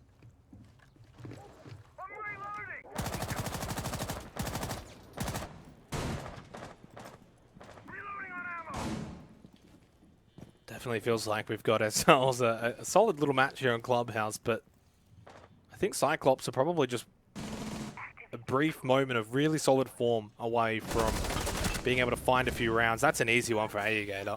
Pika had absolutely no idea that he'd already snuck up top red. Remember, this is Church Arsenal, guys, so you have to wonder why is Pika over towards Cash? Like, what is this defensive setup? You cast APAC long enough to know, just don't question those sorts of things or they'll keep you up at night. So we'll look Well, past I that. can understand maybe say over towards main stairs and looking to play off a bedroom, but Well, Cash? Hold that thought. Hold that thought, because look where Souffle is playing as well. I mean, this is going to make or break the round. If Souffle gets droned here, he's dead. If he doesn't, he could probably find 2 kills. So we'll have to see how that one plays out. Yeah, that's putting a lot of eggs in that basket there. But honestly, being down to play already on Church Arsenal, at this point, I kind of like it. This is probably the only way they're going to be able to bring the round back. Now, that's scared. not, of course, position known on Souffle. That's just opening up the window. But it has now drawn... Now, Souffle's got like 3 different angles he's got to keep a hold of here. It's very unlikely he's going to be able to be that successful. At most, 1-for-1. Wait. Gatorada? Is he? Wait, it's... Oh, he can't. They can't see each other. He's still boosted up on that spot, and I think Suzu as well on drone has droned kitchen. I don't know if this player has been spotted. This is going to be a very, very messy mid portion of this round. And it means getting control of kitchen is taking a little bit longer than Cyclops would There we like. go. Gatorada gets in a super play. That's the round. I don't see Direwolves winning it now. There's too much in the side of Cyclops in terms of an advantage, unless ED goes big. He is now 8-1. And Jackie Wu gets a couple, but just like that, the orange side of the kill feed goes up. Suzu planning diffuser, and Black Ray will shut down ED. No last second heroics for the Direwolves. It's a 2-2 scoreline. Well, if you're watching APAC for the first time, It's like ranked. That was pretty crazy. I wouldn't say that was what you would come to expect. In APAC, it's normally a little bit more taint. But yeah, no denying that was a strange round. Some very, very peculiar roams, none of which actually worked out. And then even late round there, ED able to pop off a little bit, but finally shut down. I think he just got the during one the plan. kill. Wow. Is one elimination popping off? I mean, I'm... Wasn't it 2? Was it? No, he got 1 and then he got the swing to dirt, so it was 2. Okay, 2. Wow. And it was a nice pre-fire, but I probably did get a little bit excited. Still, for Direwolves, they'll repeat. Hopefully they don't repeat their defensive setup, because if they do, I don't sense they'll find much success. You know, as I was saying, like, at times, if you're going to see some sort of top floor roam game, it's more so over towards main stairs, just because it's a little safer to be able to track back down to Church Arsenal if needed, and generally is needed. But Cash, when you don't have anyone playing bot red to watch for someone pushing up, I mean, it's a weird one, and it obviously backfired immensely for the Direwolves. I don't sense they'll do that one again. Similar lineup though, and we'll see if they have a similar composition in terms of their positioning, but I would imagine they'll switch it up a little bit. And just going full circle on that point about, you know, roaming over towards main stairs, being able to fall back, it means that you often don't even have to fully commit to actually having people on the top floor. If you just have at least one player monitoring the stairs, you're not only just putting pressure on physical attackers looking to make their way in towards kitchen corridor and bar and bathroom, those nearby areas, but at the very least you're also whittling away drones, and we're seeing that be pretty important in this matchup, especially as Cyclops try to make sure that they're dotting their I's and crossing their T's. Direwolves have shown so far they're not afraid to play in peculiar positions, and a lot of those are not going to be found unless you have drones and you're using them effectively. So some cool little counterplay here. We're probably overanalyzing this way too much for what is Direwolves running around playing this like ranked, but hey, we've got to talk about something. Yeah, and I think if we want to talk about something, we can go back and mention that basically since dropping the OSA, Cyclops have looked way better with their attacks, Yes. right? Like, they're not stalling out. They're not a little bit, say, slow with that shield. They've been a bit more free. Anderton, you know, jumping onto the Dockerby as well is a bit more open and free, finding a few kills. Suddenly, they look like a 4-5 man that's being aggressive on the offense. Now, Jackie Wu is able to find the opening elimination onto A, get a no trade, and that's massive. They push back now down to blue, and if they want, Direwolves can just go for a 5v4, sit down the bottom, and have that one-man advantage. Yeah, a little bit sloppy there. Not only was Pika allowed to actually get out of CCTV despite the wall being open, garage pressure, as well as the window advance, but they were also facilitating Jack to make that flank. So 2 misplays combine, unfortunately for Cyclops, and now the pace will slow down. 4 versus 5. Direwolves can retreat to site, play smart. Jackie Wu in a powerful position of blue with 2 ADS devices. What? Covering him from Gatarada maybe hitting a nade. And Where's that from? Hits his shot elsewhere onto Souffle, who's been a bit of a pain for Cyclops, but dealt with nicely in this round. Doubles down. I don't know where he's fighting Is this these a hatch? kills. No, it's This is over towards stock. What? I think one of was doing. I think one of them was through stock hatch. Yeah, it was. You can actually see the little mobile phone indicator, and then one went for the flank, and Anderton was watching it. Takes the shield off the back and pulls out the MK14, and Anderton's having a blast right now. 5-3-2. Big turnaround from the opening 2 rounds. 45 seconds remaining on the clock. You can now hack in as well. One-man advantage. What a turnaround here for Cyclops. Could well find another as well. Shadows over towards main stairs on the platform, holding down this position. If Anderton swings, particularly with a flash in hand, you might be able to find this kill. Considers throwing one, but backs off.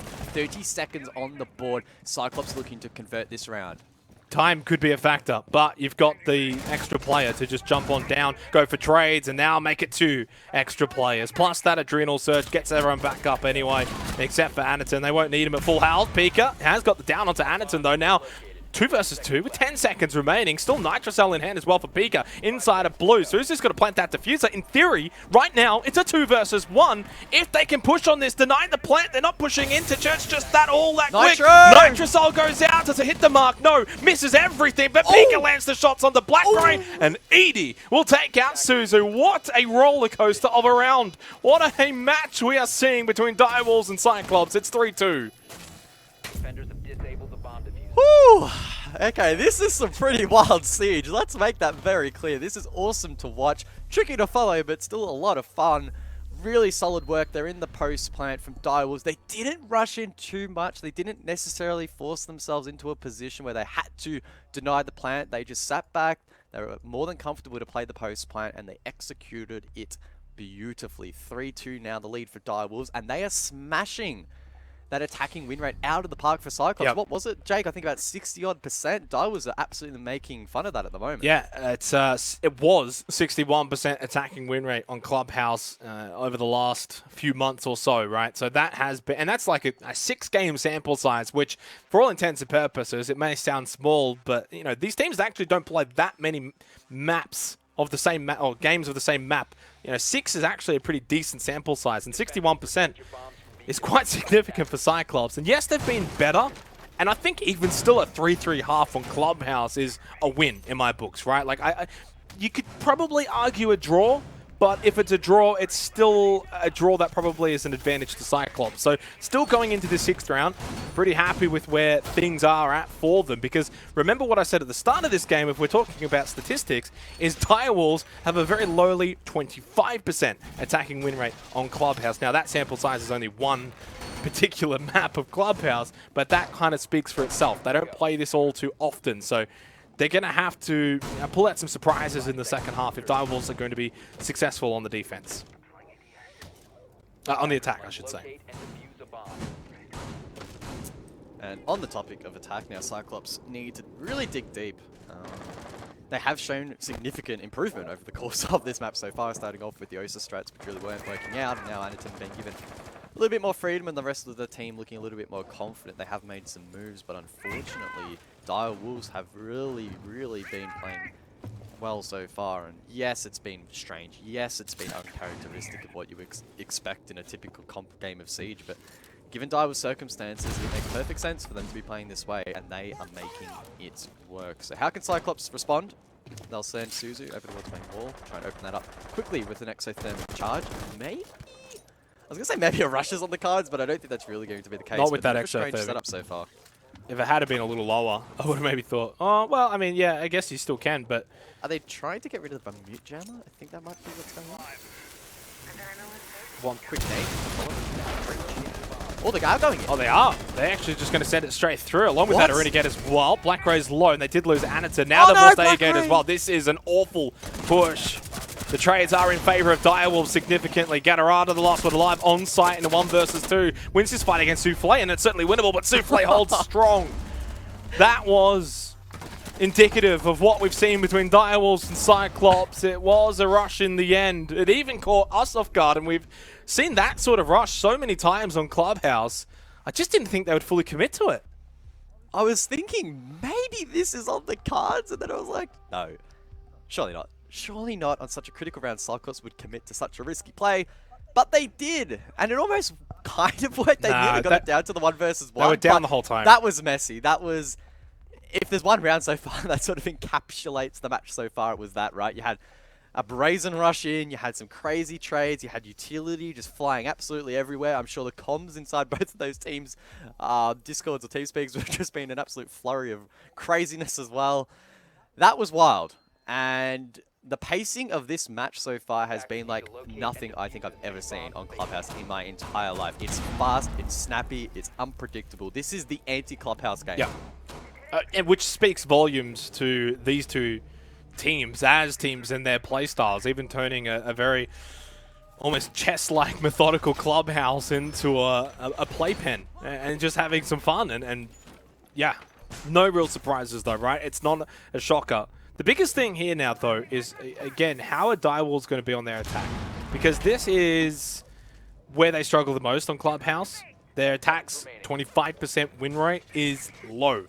So, in theory, they're going to have to rely on that 25% if they are going to at least force overtime and then go into that. But, yeah, if we're going to be completely honest, Cyclops should be, for all intents and purposes, going off the stats, doing very well here on the defense. Well, it is round number 7, and this is where the tides can turn, the momentum can swing as the roles have shifted. Will Direwolves continue to play unpredictably, continue to play aggressively? I mean, ED 12-3 would suggest so far that they are wanting to double down. Gators up above, looking to maintain control. Black Ray under the pump will rotate over towards blue. So Cyclops not backing down either. A pretty intense battle so far between these two, and it's not even... We're not even into the 2nd minute of this round. There's just been so much relentless pressure from both teams throughout this map. Gatarada, though, will finally seize upon an opportunity to drop ED. Yeah, and a big part of that is the way that Cyclops have set up here for Church Arsenal with a very heavy roam up above and making it difficult for Direwolves to even just push in. And they do get a massive elimination onto ED, right? And he was 12-3. If there was one player you wanted to take off the board, it was him. You've got him off the board, and you've got a man advantage. Make it 2. Gatarada starting to just get firing now for Cyclops, and if they are going to win here on Clubhouse, that's probably the player you would look to have a solid performance and sort of bring the team home. Nitrocell might just go in response to those shots above, and it does, but misses the mark.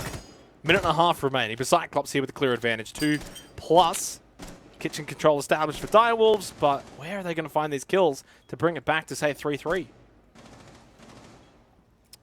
Direwolves need to try and link arms and find these trades, but it's easier said than done. Jackie Wu does have some flashes that could be utilised. There is a bit of vert as well, but those players inside of Armory have vacated that particular position instead for Black playing safe. Pika has found himself on board short.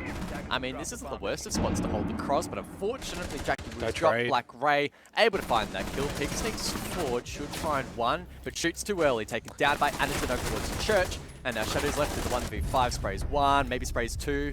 But unfortunately, that's all she wrote, and Gatorada close out the round. And I think when I start to speak about, 25% attacking win rate and just generally the lack of clubhouse experience for this team, at least recently, that was very much on display as to why I'm saying Cyclops on the defense here are very, very much going to be favored.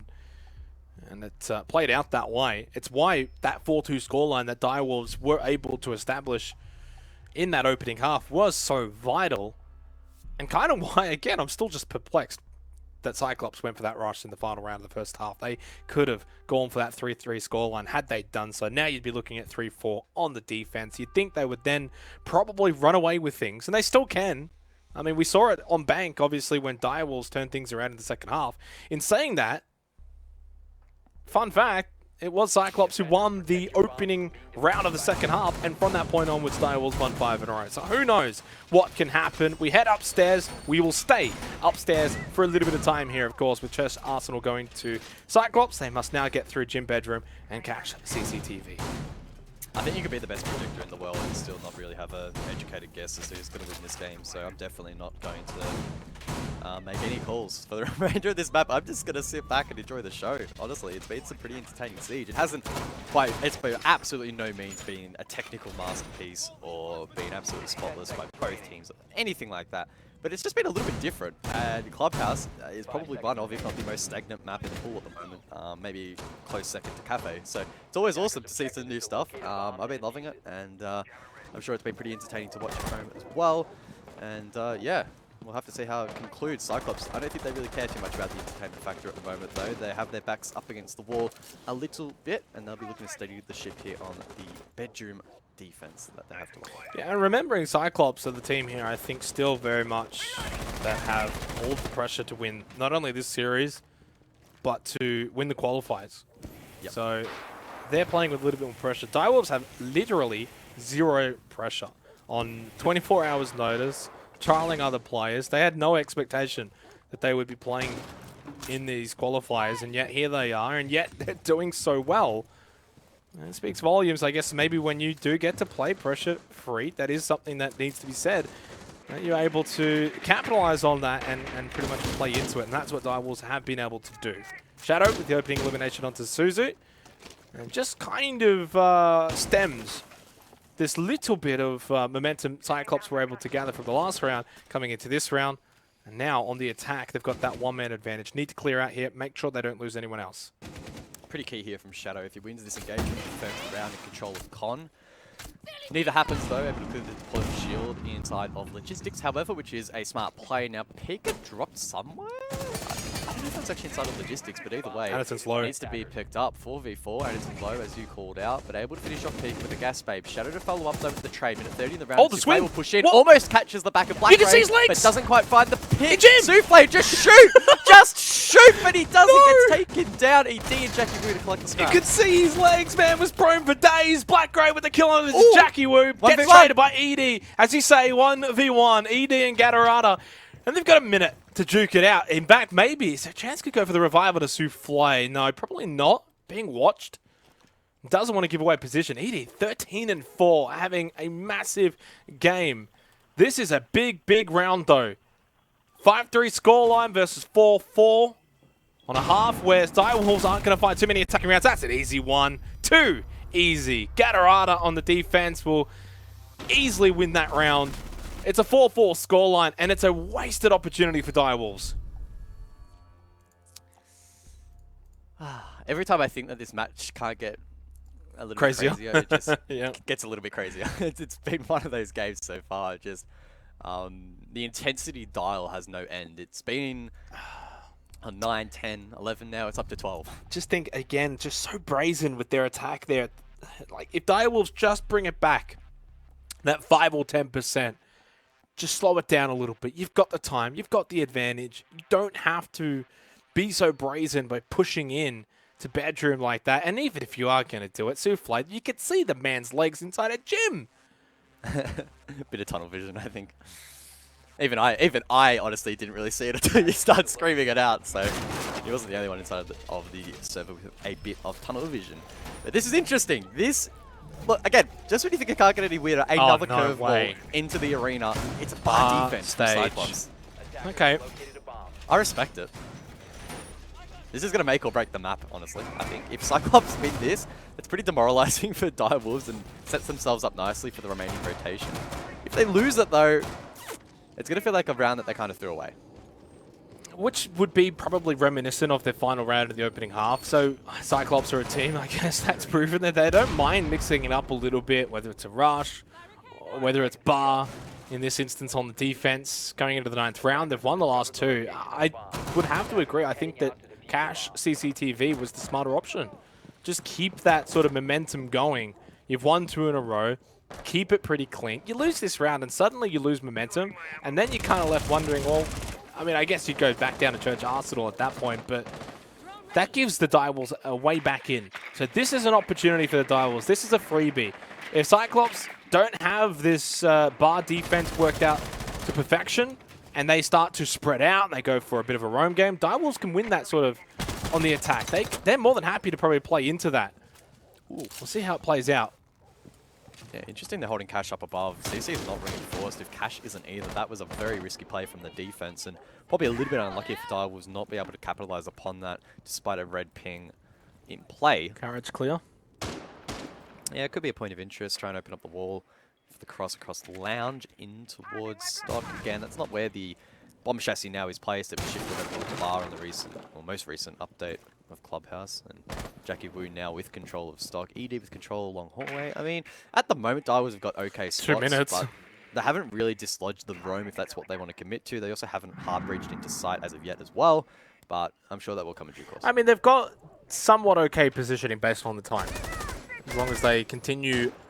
Oh, Shadow's in a really decent spot actually over towards front door. I mean, he can pin down a long line of sight straight through the objective, and I mean, they've got decent information with drones on site to suggest that maybe Shadow could go for a play, but I don't know if he'll be confident enough to commit to it. Yeah, and that 2 minutes now already evaporated down to a minute 15. 5 versus 5, though. At least that's somewhat of a benefit for the Direwolves. Haven't lost anyone. Cannot afford to lose ED, though. Oh, they're baited to down below, though. Jackie Wu just drops with Diffuser. If they lose these Nice engagements, shot. it could be big, but Souffle doesn't lose his. If Direwolves can clear down below, have a strong man advantage, they'll be in a great spot. Jackie needs to win this fight, and he does. Yeah, and this is sort of the downside to this kind of setup, guys, is there's no trade potential either. You've got players in positions, the little off-angle spots, where if you lose that fight, there's no one there to trade for you. So they're just hard confirmed 5v3 at that point. Now, Suzu does get an elimination onto Shadow, but with 35 seconds left, Direwolves turn their attention over to bar stage. It's all clear in terms of being able to push onto it now, and you've got the man advantage. So if it does come to that sort of trade game, you're back in the Direwolves from here. Just don't mess it up. And they've slowed it down. This is something where they've learned from the last round of Gym Bedroom. Now, Suzu gets eliminated by Souffle. They're not running around. They're holding decent positions, holding decent angles, get the plant down, watch, wait, and eliminate. 4 versus 1. Direwolves, well, they do punish Cyclops for sending it over to bar stage. Very much so. They'll take a 5-4 lead.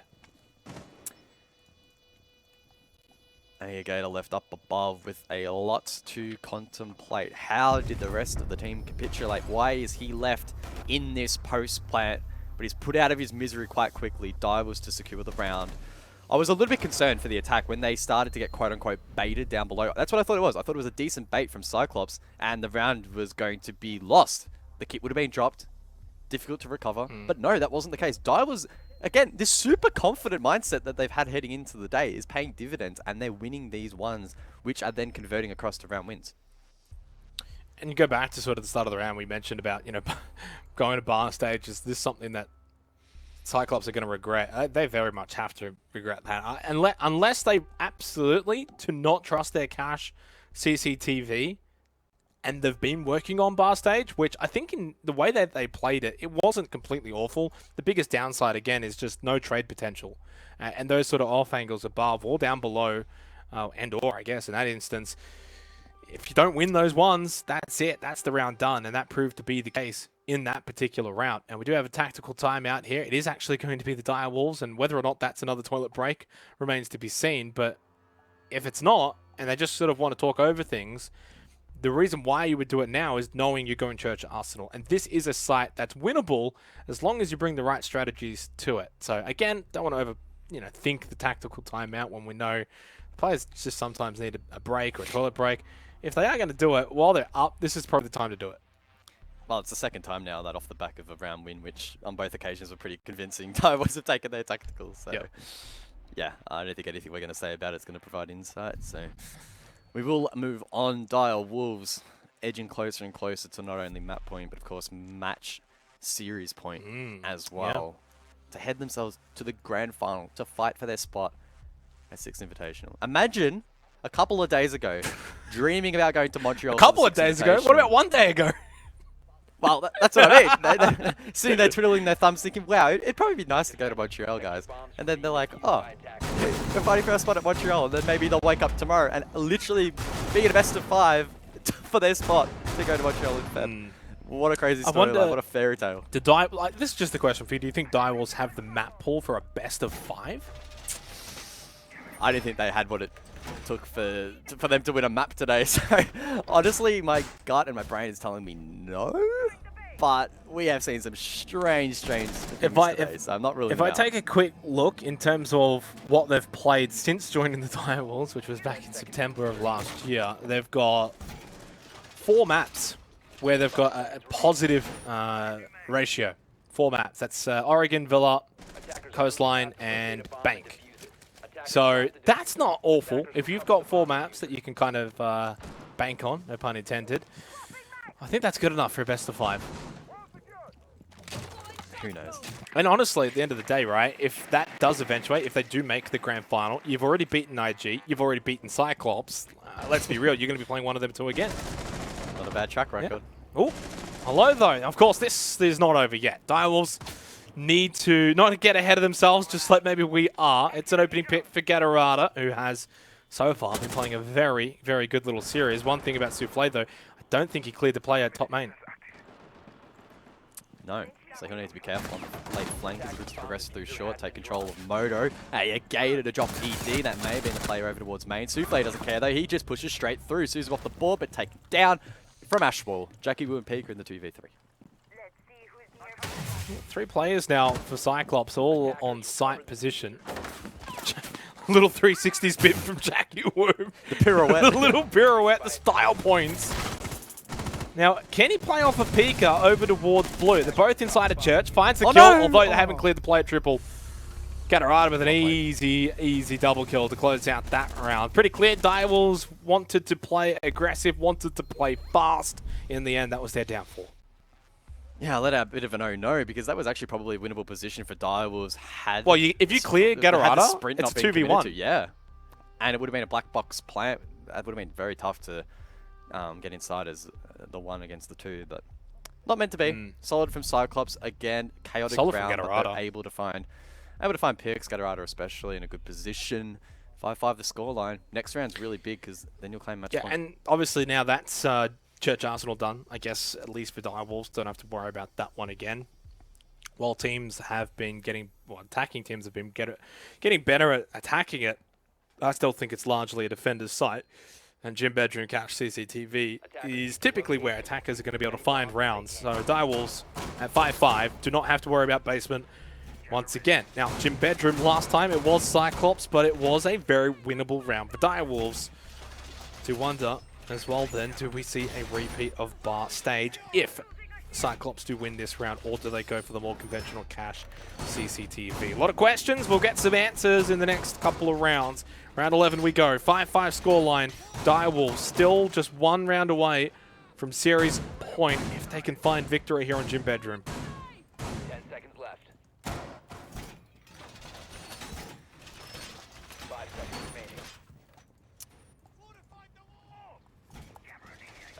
of information denial available here for Cyclops. The Mute Mozzie combo, very typically seen here on Clubhouse, may help in denying Direwolves foregoing for aggressive players off the back of information. We'll have to wait and see. They've already lost 2 drones on the attack, not ideal, but much like their counterparts in Cyclops hasn't dissuaded them on most occasions to go for plays. Typical again here on top floor, Souffle will go straight over towards Kennels, look to open up this wall and begin the map sweep. This is not the objective in immediate sight, and then of course it's over towards bedroom, but the critical part of the round is getting control on the other side of the map and whittling the defense and forcing them into uncomfortable positions. Especially when for gym bedroom is so common. You have a player top red or cash.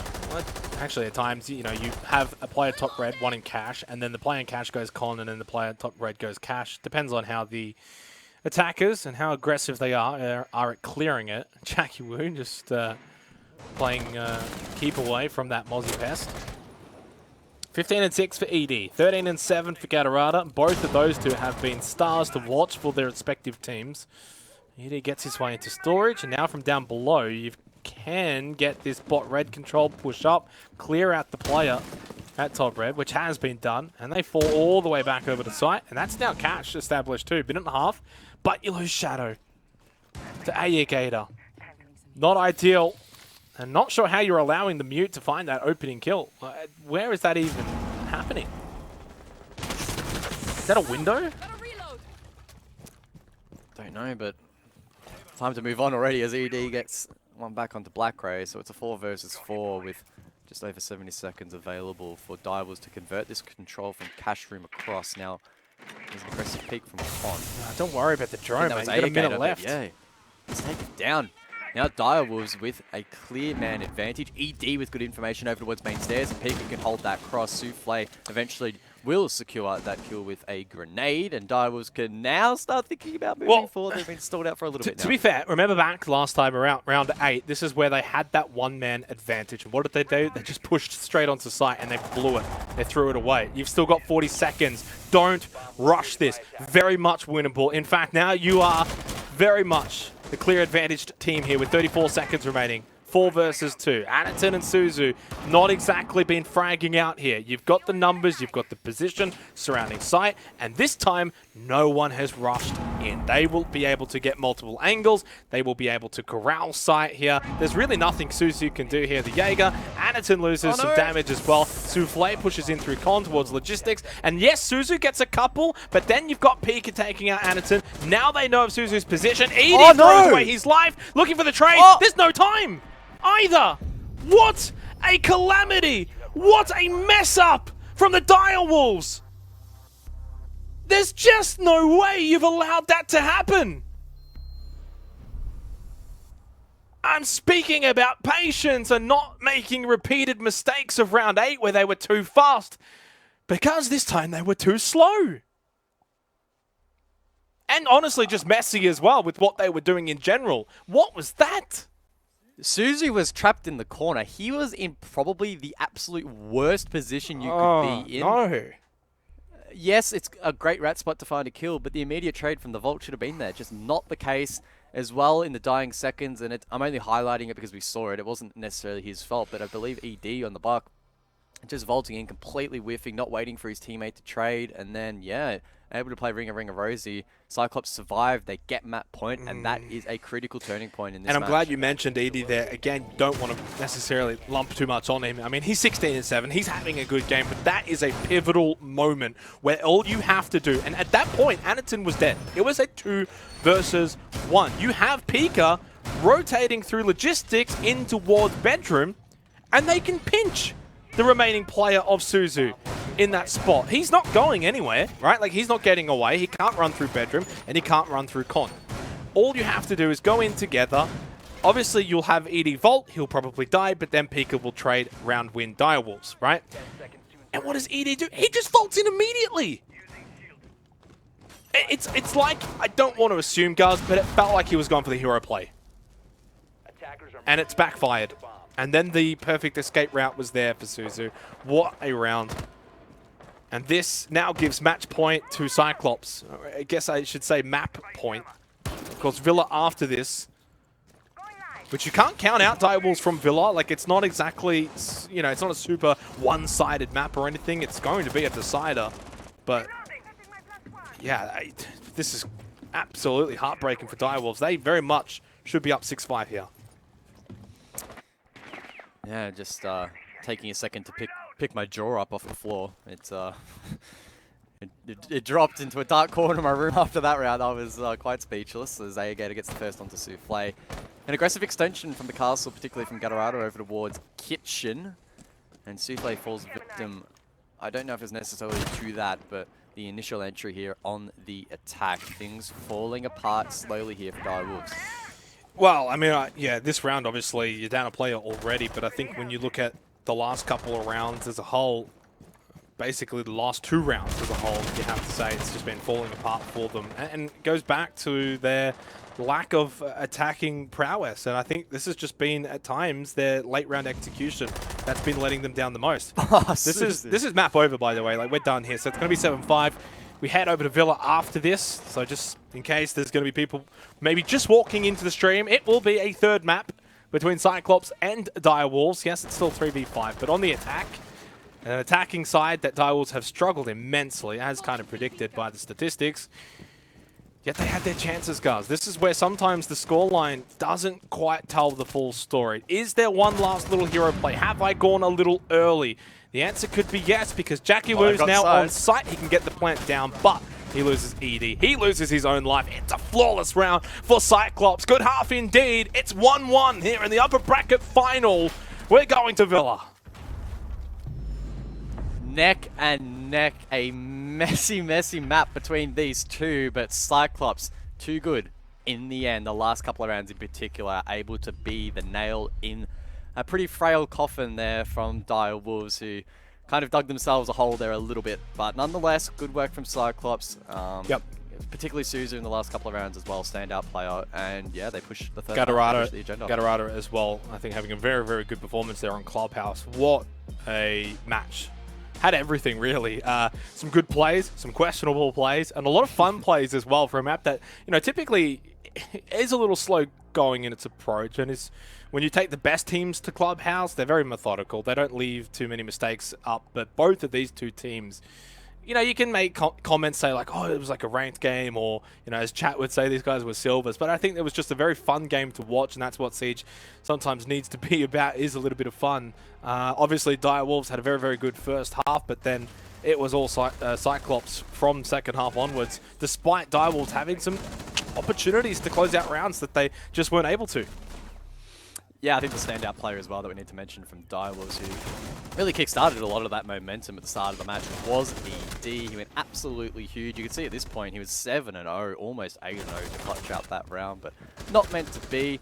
And then, of course, from Cyclops, multiple players stepping up as expected, and Susan in particular in the last couple of rounds. But yeah, I think it'd be fair to say that this was one of the messier games of Siege. Some pretty wild rushes, some strange positions from defenders. I mean, this game, this map really did have it all. But at the end of the day, I do think Cyclops were a little bit better poised, a bit more disciplined across the board, and a bit more professional, I think, in their overall approach of the map, and able to get it across the line. So we go to the third. Villa, I mean, is just completely up in the air, and I have no idea what to expect. Yeah, we'll touch on Villa later, of course, when we do come back from the break in a minute. But I think when you take into account the first 2 rounds of this with the Osa play, I think really hindered Cyclops' ability to actually have a 3-3 first half, even really the final round of that first half where they went for the rush play. So there was actually some missed opportunities from Cyclops in that first half as well, where they, I think, left a couple of rounds on the table there.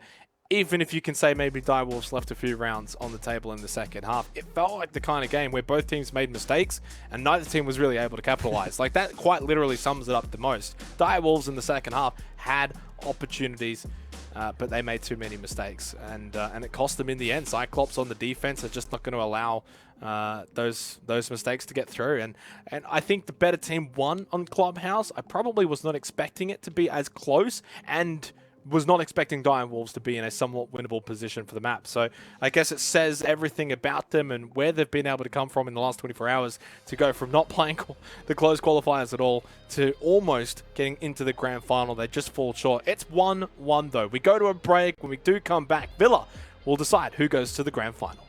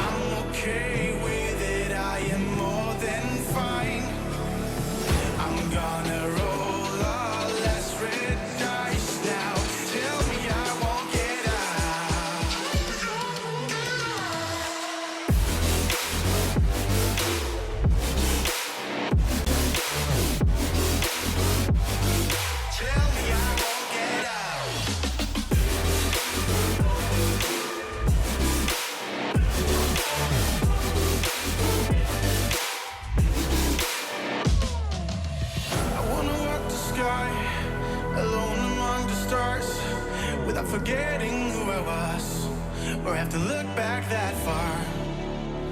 And I don't want to forget who, get who. And are you just fucking around in my mind one last time? I'm gonna be real honest this time. I'm okay with it, I am more than fine. I'm gonna roll all less red dice now. Tell me I won't get out.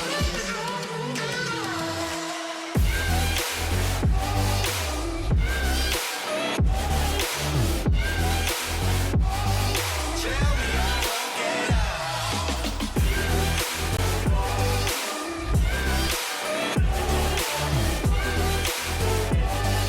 Tell me I trap me inside your walls now. Tell me I won't get out. Tell me I won't get out. Crush me with all that you are now. Tell me I won't get out. So tell me I won't get out.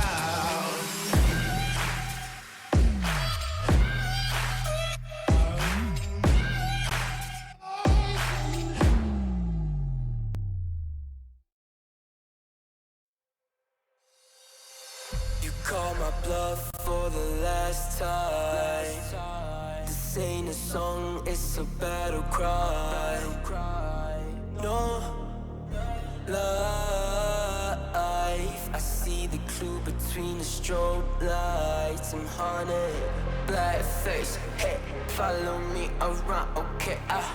Black face. Hey, follow me around, okay? Used to want it bad, but I can't taste it. I can't help you now, okay? Follow me around, okay? Black face. Hey, follow me around, okay? Push follow me around, okay? Black face. Hey, follow me around, okay? Push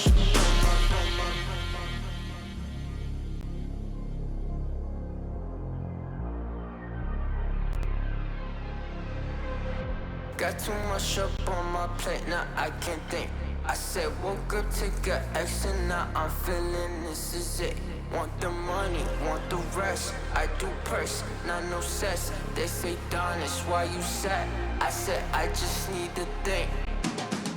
Red tape, got too close, I hit the city. Black face, show you everything you need till you fornicate it bad. Someone said it's sad. I used to want it bad. I know it's in my head, keep seeing you too many times. Yeah. I know it's in my head, keep seeing you. I know it's in my head. Follow me around, okay? Black face.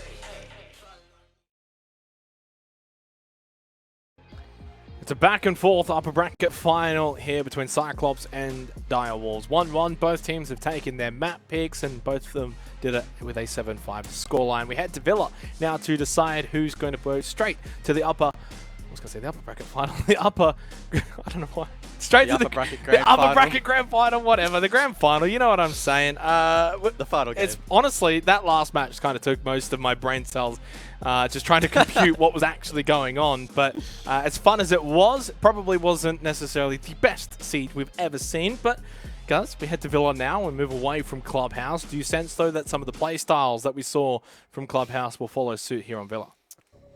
Well, there's opportunities to spawn peek on this map. There's opportunities to run out on this map. There's opportunities for a lot of vert on this map as well. So toss all those ingredients into a bowl, mix them around, chuck it in the oven, and we'll see what gets baked on the other side. I'm assuming it's going to be a wild game.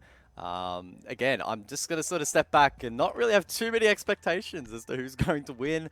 Of course, heading into this series, I thought 2-1 Daiwas, that could still stand, but so difficult to predict because both of these teams are actually pretty damn solid on Villa. Yeah. It's, what is it? 6-1 and... No, sorry, 6-2 and 3-1, respectively. I guess you would maybe look at the fact that Cyclops have played it 8 times rather than the Direwolves 4 times, but the stats that I would actually rather say look at is... Because, I mean, at the end of the day, it's the same win rate, right? Is actually the statistics on site. Now, Direwolves 58% defensively. It is actually their best map on the defense, straight up. And they're going to be defending first. Whereas their attack is only 48%. On the flip side, though, Cyclops, this is their best attacking-sided map. So you've literally got Cyclops' best statistic attacker side versus Direwolves' best statistic defensive side. So this is set up to be a very entertaining first half. And in some ways, I don't want to, jinx it or put a moz on it, but whoever wins this first half is set up very nicely going into the second half. Yeah, and I've just had a quick look at my Twitter feed, and Hybrid, of course, the analyst for Cyclops, made a tweet just now saying, "My heart will explode, the last map now." And I think that probably encapsulates pretty well the series, the day as a whole. It has been I didn't realize you can. pretty wild. I didn't realize you can read Japanese. I can. It's my party trick. Yeah, and look, yes, I agree with Hybrid. That this has been a very entertaining series, and yeah, the hearts of the fans watching on would be beating, but it's not do or die. Right? Should preface, of course, that neither of these two teams will be knocked out of the qualifiers with a loss from this match. They will go down to the lower bracket final. Literally every single match is a final in this qualifier. We had the upper bracket semi-finals, upper bracket final, lower bracket semi-finals, which is actually happening after this map, by the way. Then you got the lower bracket final and the grand final. Everyone's in a final. Everyone's a winner. But of course, as we know, only one can walk away here from Villa as the victors, and whoever does so will go straight to the grand final, which will be tomorrow. It will be a best of 5. And you would probably say, unless Talon do the full run, they will be playing either Invictus and or Cyclops or Direwolves. Whoever it is that wins this one. I don't know where I'm going. Well, that's basically the only permutation. So, r/technically the It's been a long day, all right? I wasn't part of the broadcast for the first half of it, but we're not even halfway, mate. What do you mean it's been a long day? Could be another 4 maps. Could very well be. Of course, for this series, though, only one more will be Direwolves on the defense, where statistically they're very good. Cyclops on the attack, where statistically they're very good. That's the storyline here for the first half. We'll see which one rings out. And I guess in some ways, though, guys, Villa, not the kind of map, I guess if you're going to give it to any side, maybe defense, but I think it's a pretty 50-50 kind of map. Yeah, for sure. And touching on bans, I don't think it's really going to impact that too much. Once again, Anderton target ban with the Monty, so we might see Ocean play. In fact, we do for the first round. Didn't work out very well in Clubhouse, so we'll have to see whether or not it's different here on Villa. Mira expected on Villa, and Flores very potent in his ability to clear utility. Kaid as well, strong on a couple of different walls in denying them from being breached. So again, nothing is being thrown into the ban phase that is making me change my perspective on Villa all that much, but of course something to just monitor. Yeah, I'm curious to see how Anderton's going to play it this time on the Osa, whether you go for the Montang Mimic or maybe the more conventional, place the shield down, play off of it kind of play style, whether you go for a doorway or you could just outside the doorway. Basically, it's a portable deployable shield in all intents and purposes. Peek with the opening pick onto Gatorada, and that's probably what I'm expecting to see from the Direwolves on the defense. A lot of these windows, find those picks, find those opening eliminations, get that early advantage, and that will then set their defense up to be quite successful. Cyclops poisoning themselves for Brown Stairs. They want to try and get this pick, get control of the stairs, and mount their attack over towards Study, but they are being stalled out at the moment. Black Ray's already expended 2 grenades, so that option has been burnt. A Gator may not have any impacts left in the lifeline. Let's push forward, take it down, and it's into trade. Now the vertical comes into play, but Black Ray able to avoid death. Yeah, the biggest thing is, I was going to say, is clearing out that Brown Stairs position, but there is still a player lingering around that can watch it. So it's up there now, actually. So I think it might be Jackie Wu. So it hasn't actually even been cleared. Yeah, you get 1, but the position hasn't been cleared, right? And it's still a 4 versus 3. So in essence, nothing's really happened. It's the same situation you were in 30 seconds ago. Loading new magazine. 50 seconds to try and salvage the scraps for Cyclops. They do have a decent amount of drones available and ready and waiting to scout ahead. Maybe make a play up top red.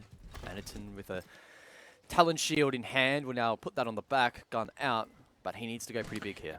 Yeah, I'm not sure again if the Osa's really having the impact that they're looking for. I don't know what Pika is doing there, but the reaction time could have actually, and maybe should have won that with Suzu peeking into the window. And that's just opened things up a little bit here for Cyclops. And again, this is where Direwolves have probably been at their worst. Late round execution, red time, they just lose these trades time and time again. Still a lot of areas to be cleared though, and Aniton, well, putting the Osa to work late round. Jackie Wu gets one, Souffle follows up with two. Direwolves execute perfectly that time on the defense. They take the opening round here of Villa. Yeah, there was a point in that round where it started to look a little bit scary for Direwolves, particularly the fact that they dropped off 2 picks without a trade late round, but then time became the enemy of the attack, and Cyclops forced to filter through model, taken down like 2 soldiers one by one, pretty easy at the end of the day for Direwolves. A solid start once again here on Villa defense, and now we head over towards Trophy Stat. Fun fact, the team that has won the opening round of each match has gone on to lose that map. Okay, what am I meant to do with that? Nothing. It's a rhetorical fun fact. You don't have to do anything with it. It's just there. Okay.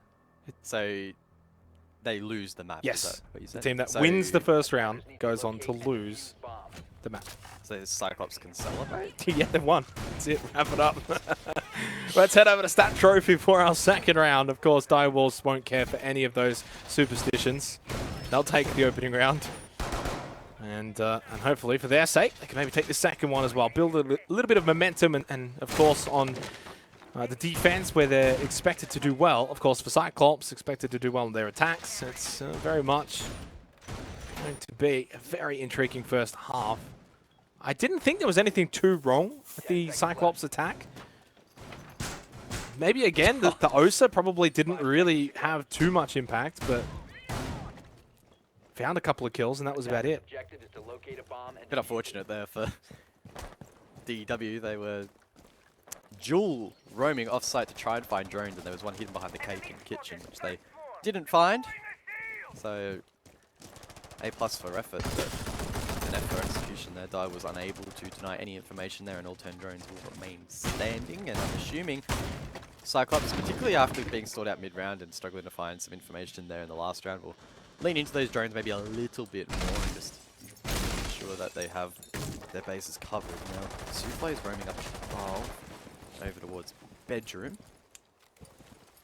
Thinks about getting a nice line of sight. You can see the study balcony from that position, but no one from Cyclops playing there currently as they begin to set up for their map clear. You have to wonder if Villa's going to end up being the kind of map where both teams slow down a little bit. We think back to Bank, think back to Clubhouse, and the aggressive nature from both of them. Absolutely outstanding. We love it, but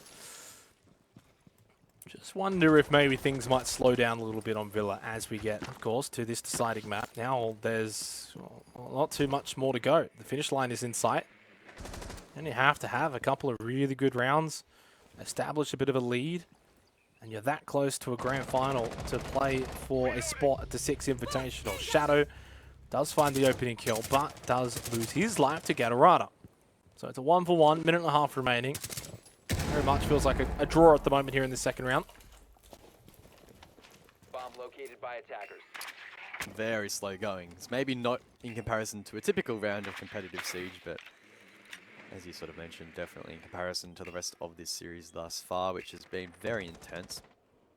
Some decent drones. One, in fact, from Black Ray inside of Trophy that could pay dividends later on as Gatorada now looks to push over towards landing. Bulletproof's been punched as Suzu now looks to push in. I believe it was because it was hacked, so the defender's trying to now deny that information from being used against them. Suzu, as we saw on screen with a nice vault, will find a pick back and in fact give his team now the man advantage. Yeah, and super disappointing because you got one job there, but that's to deny that closet vaulted, and it still happens, and you still lose that fight. 40 seconds left, you know, there's not a whole lot of time. Now Cyclops can go for sight. Anaton with another elimination. Oh, that headshot was there, and it's still found anyway by Jackie Wu. That's Diffuser down outside as well, but loses his life. Anaton is going big on the Tokabi. Edie, though, over towards top Astro stairs, gets the elimination with the SMG-11. Might still get one more here. Doesn't. Loses that fight to Gatorada. SMG-11 backfired that time around. Cyclops will take the second round. ED has been looking super sharp. That was a very valiant effort, but in the 2v1 was never really going to be in his favor.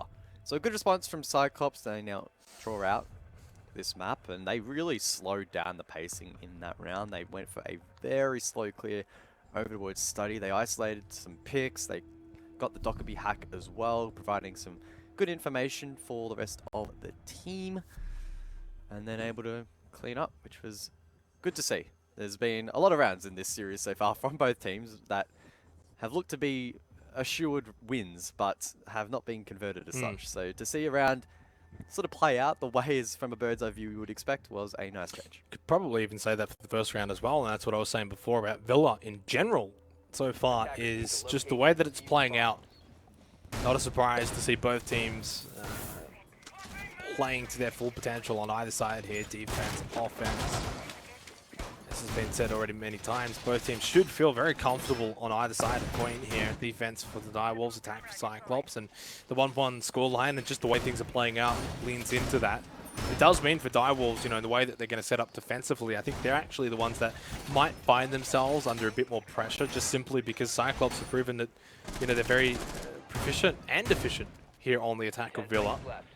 And if Direwolves are going to try and do, you know, risque things, well, it's very easy that it could backfire. And as soon as the Cyclops get a one-man advantage or two-man advantage, they don't tend to mess that up all that often.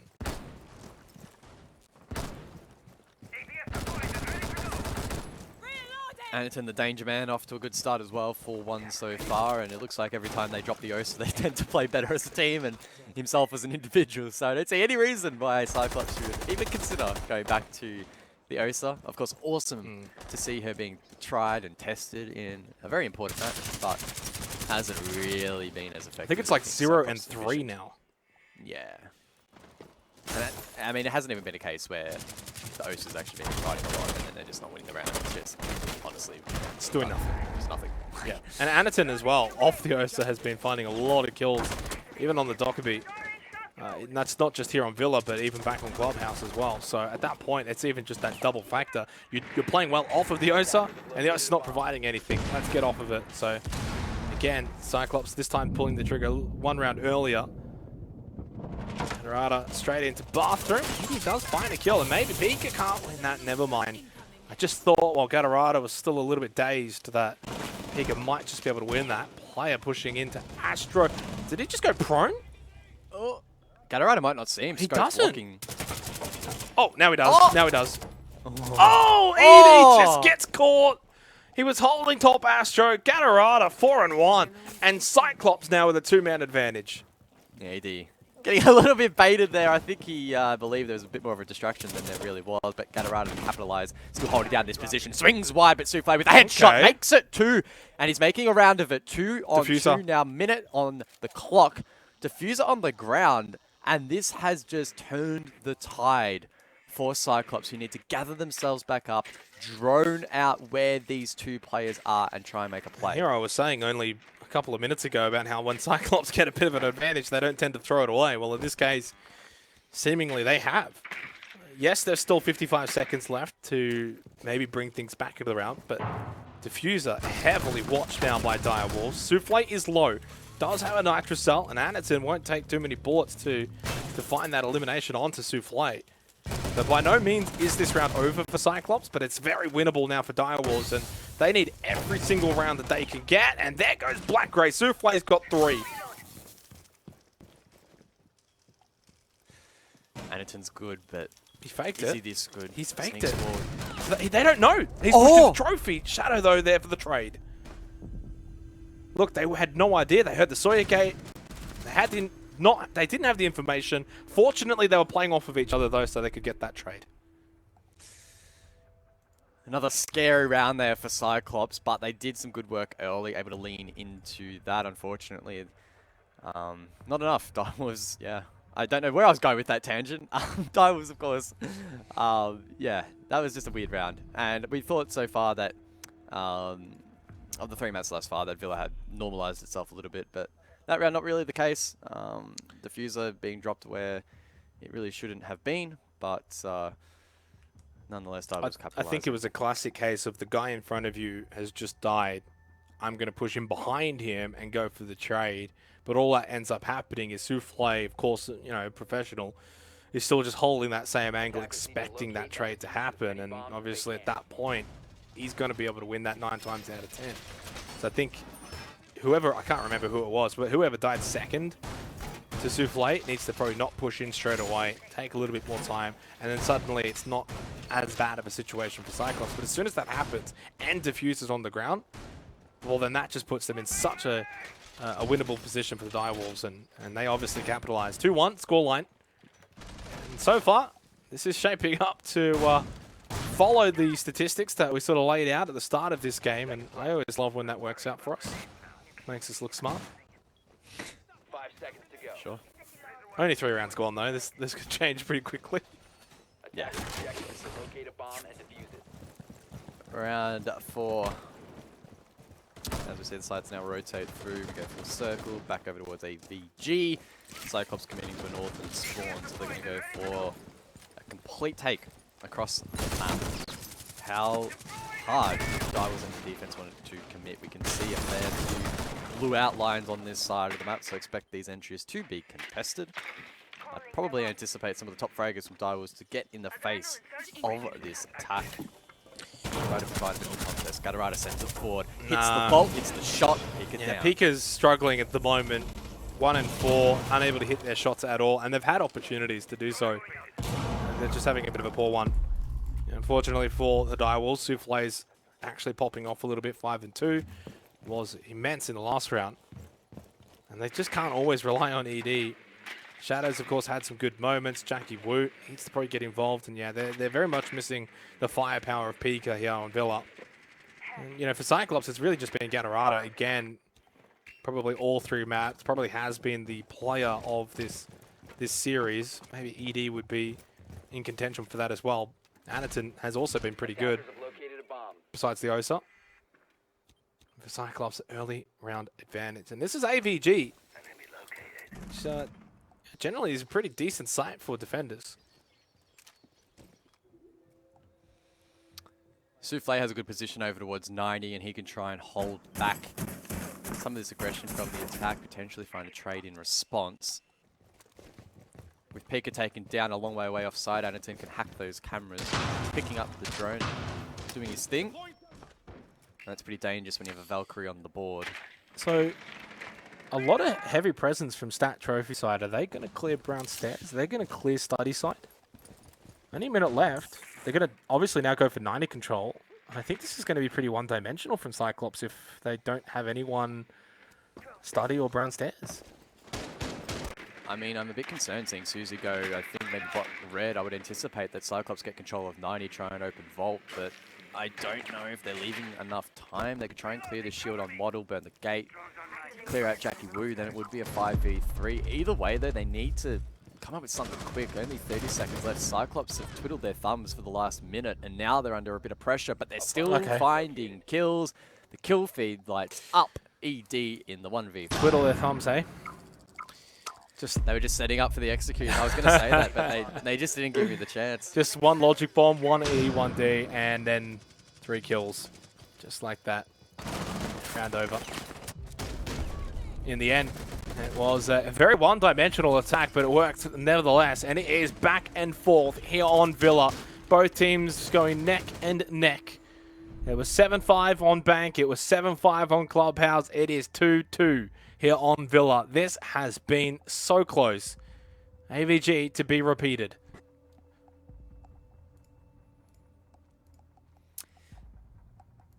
Interesting. I'm honestly quite surprised that Dai was electing to reattempt this site. I think there's one major thing that they need to improve upon if they want to get these rounds over the line, and that is do not roam that hard as an individual. If you die, the amount of information Cyclops can gather for free is ridiculous, especially if you're going to stick the Valkyrie. Now, on this occasion, they won't, so it might not be quite as much of an issue because you're likely only going to find defaults and the one BPC in the hands of Shadow. But yeah, nonetheless, to my point, I think it's still stick. Do not roam as an individual against Cyclops. It's not going to end well. And obviously, we've spoken at length about sort of the win percentages for both of these two teams, defense, offense. And in the second half, when it all kind of flips around a little bit, Villa defensively for Cyclops, 54%, and for Direwolves on the attack, 48%, which is not amazing. It's not their worst. And probably when you look at that, 54 versus 48, again, it's kind of, the ballpark says 3-3 kind of scoreline. So if we do end up with a 3-3 first half, it wouldn't be impossible to sense we might get a 3-3 second half. So whoever can maybe pull ahead here and win maybe the last 2 rounds here and get a 4-2 lead established puts them in the driver's seat going into the second half. So big round here to have that potential. Cyclops looking to once more go for a map clear. Now, last time, Pika was the solo roamer, taken down a bathroom for free, and that information was gathered by the attack. I don't think that will be repeated here. That said, there are still some blue outlines over towards Stat, I believe Trophy 2. In fact, it's Astro. It's Pika once more. So they actually are once again committing to this extension. Now, it's not ultra aggressive, but Direwolves, I don't think they're going to back down without a fight. They may end up playing their lives. Some free information there from Suzu on that drone. Still alive, by the way. Still on it. Still running around. I mean, this is just some free info that has not been denied. And still early on, 2 minutes, 5 versus 5. That's information that Cyclops can actually use. Suzu goes straight into closet. This is a good start to the round. Those Capcan traps might pose some issues, but it looks like Cyclops have a good read. They get good information. They know what's clear, what isn't, and now they spend some time formulating their plans and how they want to clear out these players. Pika has gotten to safety over towards 90, so that's a good play from him. And you know, Direwolves are not in the worst of spots. They haven't dropped any players. They've also drained half the round, and Cyclops are only now starting to get progression over towards landing. So it's pretty neck and neck at the moment. But I think we're going to see that Logic Bomb E1D push again that we saw in the round prior. Although this time, no bomb. Natterton down. Shadow finding that elimination off the back of the E1D of Blackway. Now, 90 control has been established. They can open up Vault and get in there, but only a minute left, and it's a man advantage for Direwolves. Of course, lost the last round of Aviator Games, but this time looking to find victory and a player-prone Brown Stairs. That could be a pivotal moment late round if Blackway wins that, or anyone who pushes up Brown Stairs wins that. That's going to be Brown Stairs side established, and it's not. And Shadow finds the kill onto Aviator, and things falling apart here for Cyclops on the attack. Model is a key spot. Can Jackie Wu continue to double down on these kills? No, but it's Pika elsewhere to inflict some pain. Now Suzu and Gatarada left in the 2v4, and Gatarada is low. Manages to get 2, but the swing's too good from ED. He overcommits though. Gives Suzu an opportunity to maybe pull off a miracle, but he only has 10 seconds. Needed to hit that shot, but misses. Does hit the flick onto Shadow, but needs to stick the plan. Jackie! Will try and bait it out. Jackie needs to deny. Will he move forward? Will he be able to find the shot? The answer is no. Suzu can stick pistol in hand, and he gets the kill. Suzu to win the round. Oh my god! Firstly, sorry for anyone wearing headphones, but holy! What a round! Even Suzu couldn't believe it, shaking. Just a pivotal moment here in this series. That 5th round.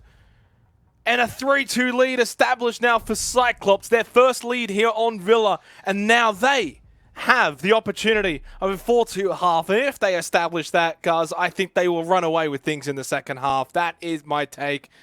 And that is where I'm certain. Aviator Games for a 3rd time in a row for Direwolves. Now, a 3-3 half would be par for the course for both teams. So Direwolves basically playing for essentially the draw of the half.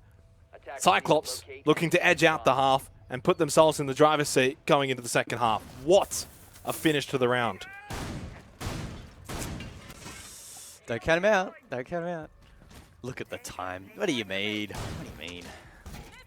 Easy doesn't lose those. Wow. Yeah, that was quite something. There's probably one guy sitting there. He had his headphones turned up, and I've just screamed in his ear. He absolutely hates me. I do apologize, but that I had to let It didn't sound that loud the to me, raw but I don't know what it sounded raw like. emotions just got the better of me. I apologize. You are very emotional. I am. 5 seconds to go. Yeah. You get How do you allow that to happen? I mean, to be fair, the shot, guys, the shot onto the player vault in vault flick was nuts. Oh, That was that was so good. But Jackie Woo's got to understand the game scenario there in terms of there's absolutely no time left. He has to stick it. He didn't apply.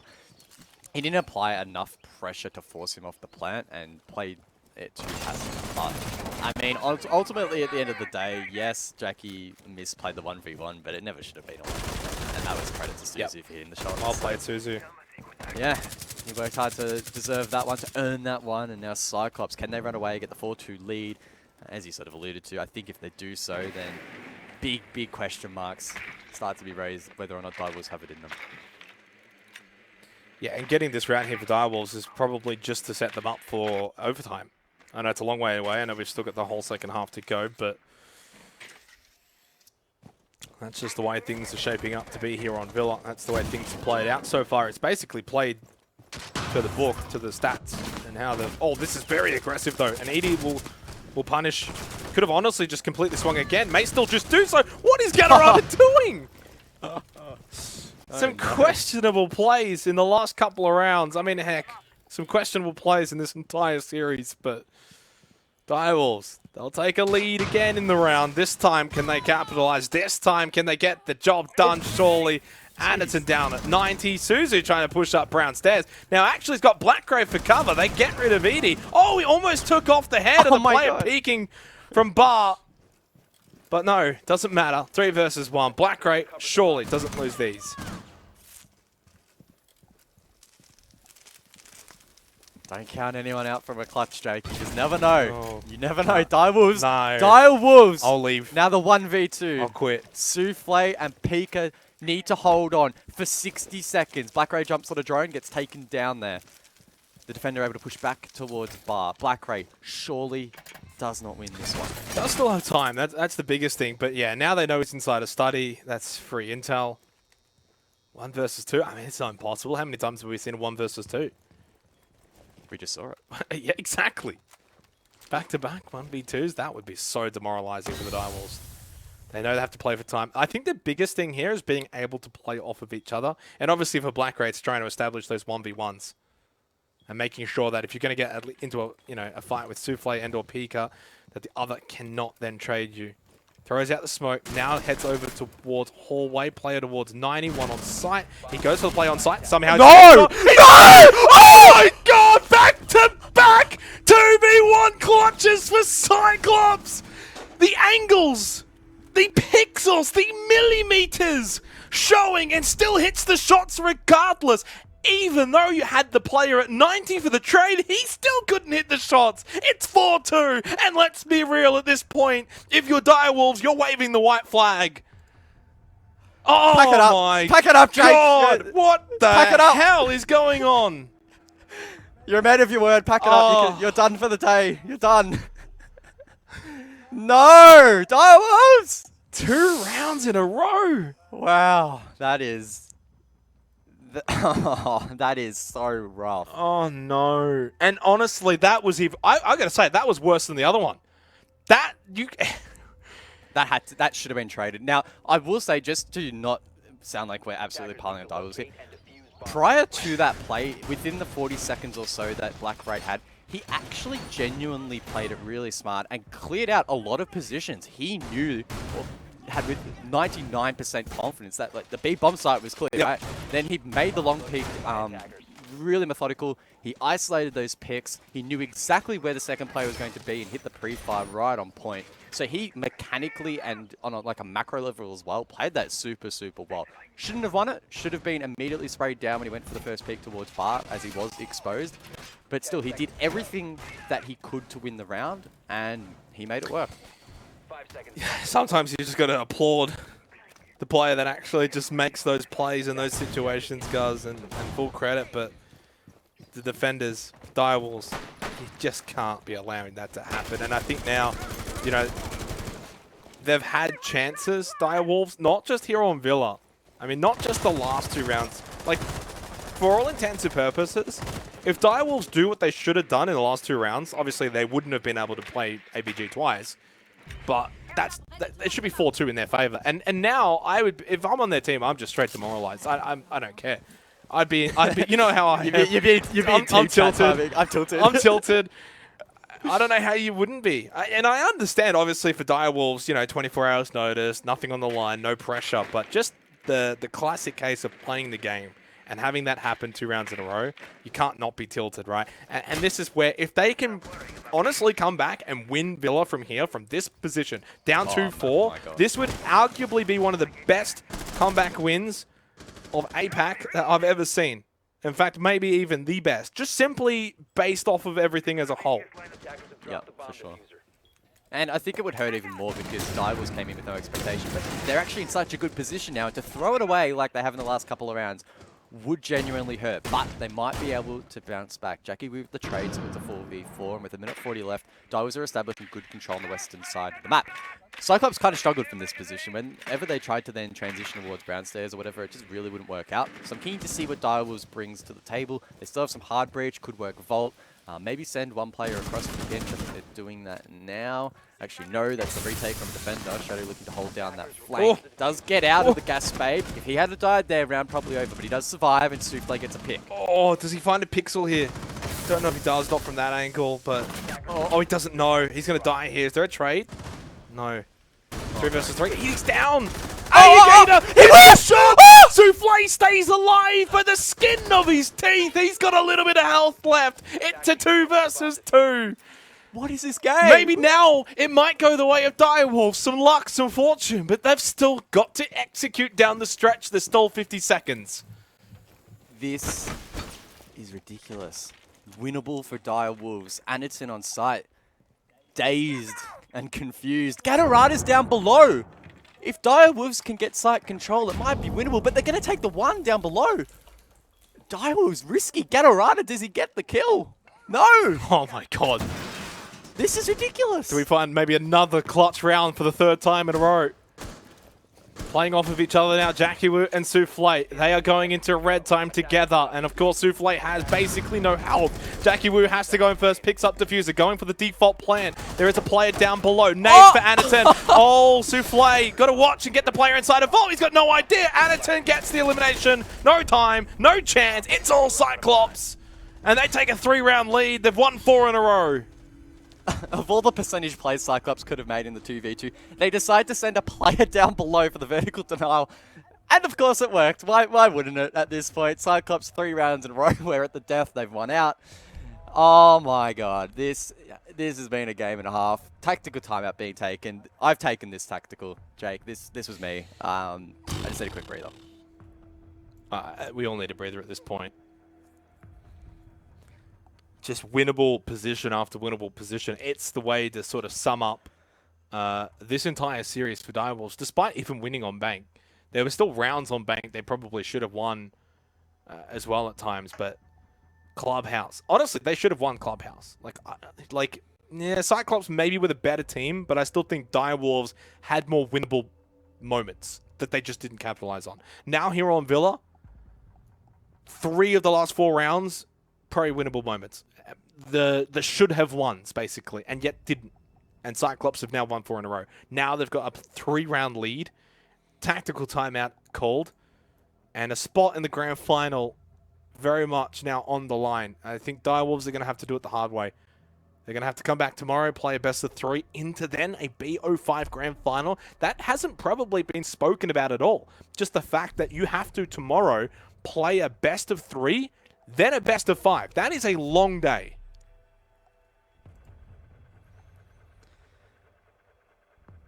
Oh, man. Dining Kitchen for round number 8. Can Cyclops get match point, series point, grand final point for their chance to make 6 Invitational? It's been a rough little road for Cyclops in the last couple of months. Maybe this is the bounce back they so deserve. It's been a good performance from them so far here on Villa, the third map in this best of 3. And continuing with the theme of 3, the last 3 rounds have been pretty ridiculous, and every single one has gone their way. So they are riding an absolute monsoon of momentum at the moment. Crazy. I mean, probably the word that sums up this entire series is crazy. 10 seconds left. It's absolutely staggering. And look, I think Cyclops has been the better team. They've been the team that's been having less mistakes and being able to capitalize on mistakes. Yes, they've had some mistakes at times, but Direwolves have just never really been able to capitalize on those. This lead that has now been opened up very much deserves for Cyclops, and very much the team that I think still holds the cards going into the grand final as the team to beat. And right now they are looking like the team to beat. So close to series point. Gator though falls to peek up, but Anderton's there to watch. Anderton having a very good Villa now, 9-4. Today 4 versus 4. Souffle looking to creep over towards Living. Currently in Library, so he has a good line of sight. Shadow elsewhere in the long hallway shuts down Anderton. Could actually pressure this player. There's a softball in front of you, Shadow. Spray through, but no, he doesn't elect to. Black Ray actually able to capitalize. Takes down Souffle. Jackie Boo needs to hit the trade and does. So it's not the worst of outcomes for Direwolves. In fact, it's quite positive. They still have 2 minutes to work with. And I was going to say a man advantage, but Suzu will seize that. Oh! Taken down though. ED, he's stuck into towards Pantry. Now Gatorada needs the clutch. Well, Jackie goes down. Oh, the down! ED has taken a bit of damage. ED's just run straight past him. My god. What is going on, dude? Oh no. I can't even, I'm not, actually, I feel like typically in matches like this, I would actually get upset and mad at what I'm watching, but I actually can't today. I don't know why. I'm in a good mood. This has just been funny. Like, at the end of the day, this has just been funny. Some of the stuff we're seeing is absolutely ridiculous. But, yeah, at the end of the day, Cyclops, they now have match point. Yeah, again, I apologize to everyone for maybe some of the shrieking. General excitement. I think in some ways this has just been the kind of match we even in APAC don't see all too often. This is just befuddling. Like, just the play there at the end from ED, and the questions and just the general lack of awareness of what is going on towards the end. It's match point, it's series point now for Cyclops, and I know I hear generally commentators, whether it's even in esports or just sports in general, say the scoreline is not what it's shown. In this instance, it very much isn't. Like, yes, it says 6-2, Guz, but it doesn't feel like 6-2. It still feels like if Direwolves had have been able to take their chances, you'd be looking at like a 4-4 kind of scoreline. But not to be. And Cyclops have just been so much better at being able to execute down the stretch. And that's why they find themselves in this position. Gatorada, definitely the player of the series for me. 12-4 was immense on Clubhouse and was very good on Bank as well. Yeah, and it literally could very well be 4-4 if Direwolves just closed out those clutches. But nonetheless, not to be. And again, important to reiterate that Direwolves had literally 0 prep heading into this event. Oh! But Jackie Boo doesn't need prep. Nice some pre-fire there onto Black Ray. Good information gathering and a good collection on the side of the attack. And maybe there's still another twist in this very convoluted tale. Don't even know if opening picks there are going to actually save Direwolves. All it takes is just one slip up. That's the biggest thing now, is not so much even them finding kills, but just them not making the mistake down the line, down the stretch. Okay, you lose Jackie Wu, but he was able to at least trade with Gatorada. A good player to get off the board. Anaton's still alive and active along with Suzu. Both been playing well. Gator 2 and 7, not usually like the Gator. We know that's just the Gemini. Take it out from Suzu. So down a player, but 2 minutes on the clock. So very much Direwolves now in the position Attackers have located a bomb. to maybe get around back here and make that scoreline not as bad as it is at the moment. 7-2 would not do them justice. Just under a minute 40 remaining now. Anaton over towards Astro with a good foothold, and keep in mind he can jump on those Yokais, gain information, spots one. Could be followed up with a Nitro Assault. There was one in play, but unfortunately none in the hands of the remaining defenders. That will now poise him to reposition over towards Stat, try and double down on this hold down towards landing as Suzu Saw the barrel. drops the diffuser 3v3. Yeah, saw that barrel sticking out. Shadow. Souffle falls to Gator. Easy one for Anaton. Never mind. Nice little turnaround from ED. Now has a chance for a 2v1 of his own, but Gator shuts him down. Pika and Gator 1 versus 1 with a minute left on the clock in what could be the final round of this series here for the upper bracket final. A spot in the grand final is theirs for Cyclops. If Gator wins this round, good position over towards 90. Pika on the Ash. Not sure if he's earned that license. 3 and 8 has struggled immensely here on Villa. But a chance to atone for those struggles. And does so. Big headshot, big elimination. And just keeps Direwolves in this series. Yeah, really good mechanical display there from Pika. A good little duck and weave at the end there. Able to spot the remaining defender, finds the kill. So well played. Once again, quite messy. And like several rounds now, only a couple of players left alive with a minute to go. Pretty high intensity. Pika able to win it out. And again, he has been struggling a little bit. So nice to see him get himself in this match. Yeah, for sure. And I think that's a talking point in itself. I mentioned it a little while ago, but Pika has struggled in this game, and that's a player that you can usually rely on to get kills for Direwolves. When they're at their best, when they're fragging, when they're being aggressive and getting those spawn peaks, or if they're on the attack and they're pushing in, finding kills, Pika's usually a big part of that. Just hasn't been able to get himself going, and that was a big round win. And just even for himself, boost of confidence, remembering that they are going to have to play again tomorrow if they do lose this series. I mean, they're not out of it yet. 3 rounds, not impossible. We've seen 6-3 score lines. And, well, Direwolves, of course, formerly 7th Avenue. Remember back, they had that 6-0 comeback against the Knights on Oregon once. This is a team that mentally can deal with being down. But there's also mentally being down, and then there's also the rounds that they've lost here on Villa that are just mentally draining.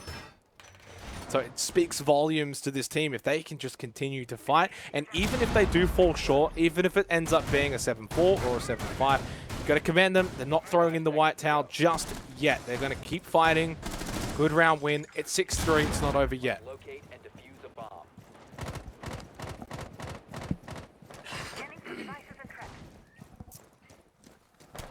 They will need, of course, to successfully attack Aviator Games, and their spawns would suggest a pretty head-on approach here.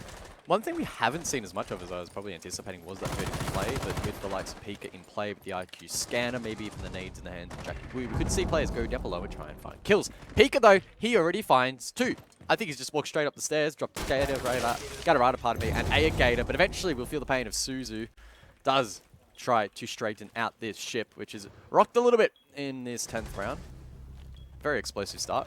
And Souffle will find yet another for the Double Stallion. And this is where you now can just build that momentum for yourself. Again, I think in some ways, when it was 6-2, Direwolves maybe converted back to that no pressure scenario like they were in coming into this series. I mean, heck, coming into these qualifiers, Suzu should win that. Never mind, doesn't even win that fight. And this is the thing now for Cyclops. Yes, you had that 6-2 lead. Now it's going to be 6-4. And now Direwolves are getting kills. Now Direwolves are getting momentum. Now things are looking up for the Direwolves. And now it's been so long ago from those, those big 2v1s and those big 1v3s and the ED mess up. That's in the past now. Now it's 6-4. Now it's 2 rounds in a row to the Direwolves. Now they've got momentum. And I wouldn't even be surprised if they take a tactical timeout. And, well, there you go. As the words are coming out of my mouth, they see fit to take that tactical timeout. It was Cyclops. Yeah, that's what I'm saying. Cyclops to take the tack. What are you on about? I thought you meant Direwolves. Direwolves already took it. They already took theirs. Ah, that's right. Because I was going to say, Direwolves are always the team that are taking their tacticals after they win a round or two late game. But yeah, you are right. Cyclops to just slow down the pacing a little bit here, try and stall the momentum of Direwolves, who, as you mentioned, have now put those rounds well and truly behind them. And in fact, the last couple that they have claimed have actually looked alright. Still a long, winding trail for them to get match point. Still need to win 2 straight. And Cyclops are going to throw a real spanner in the works. You look at the objective, Living Library, yet to see it, rarely see it. And sometimes teams can really struggle to attack it just because they don't get a lot of exposure to it. And I gotta say, this is where now, you know, that roller coaster that we've had so far this entire series, are we seeing yet another upward turn here now in the favor of Direwolves? You know, there would have been many laughing at them, questioning them. 6-2. Some would have been saying, how did these guys even take a map off Cyclops? This is 6-2. This is a slaughter. All these mistakes. But the best teams are able to deal with that adversity when it is there. Because even the best teams make mistakes, guys. Everyone makes mistakes. Everyone has moments and lapses, giving up 1v2s, giving up 1v3s, making mistakes. It's how you respond that says everything about you as a team and you as a player even. And that's where we're now starting to see the Direwolves really show. They've done this before. They've made comebacks before. They're not out of it. 6-2 doesn't matter. They have literally come back from 6-0 before. This is something they've done. And now, this is where Cyclops take that tactical timeout, give them that respect and say, okay, we need to chill here. All that fun before, rounds 4 to 7, you know, 4 rounds in a row, those big clutches, well, that's in the past now. It's only 2 rounds, and the Direwolves are coming. Aggressive lineup here from their counterparts though in Cyclops. Oryx will allow for good maneuverability and can play down below for Lex, make his way up through hatches into sight. You also have the fragging capabilities of the likes of Frost and the Alloy up above, which will be quite powerful. We've already seen the power of the Capcan traps as well, helping Cyclops play in the previous rounds. And Anderton, well, we all know the FA12 in the hand of someone as nutty as him. So this is going to be challenging for Direwolves, and again, difficult to know how much exposure they have had to this site, how much practice have they had in scrims. I doubt they played as much as officials, so we'll soon get a read on whether or not they have a good attack pattern established here. Typically, we'll see teams try and gain control up above. There's some good lines of sight you can get in games. Oh. And Vault, and talk about Vert. There's the FO12. Anderton to get the first. Yeah, and that's a big one. Not just so much because of the IQ, but it's just simply you lose a player, you've got momentum, and now that momentum is stalled out. All right, and now if Cyclops find the next kill, 5 versus 3 at that point, then is very difficult to come back from. Anderton playing top brown very, very well. And of course, it's not an APG site, but in some ways playing like it is, and that vert ended up being a big factor.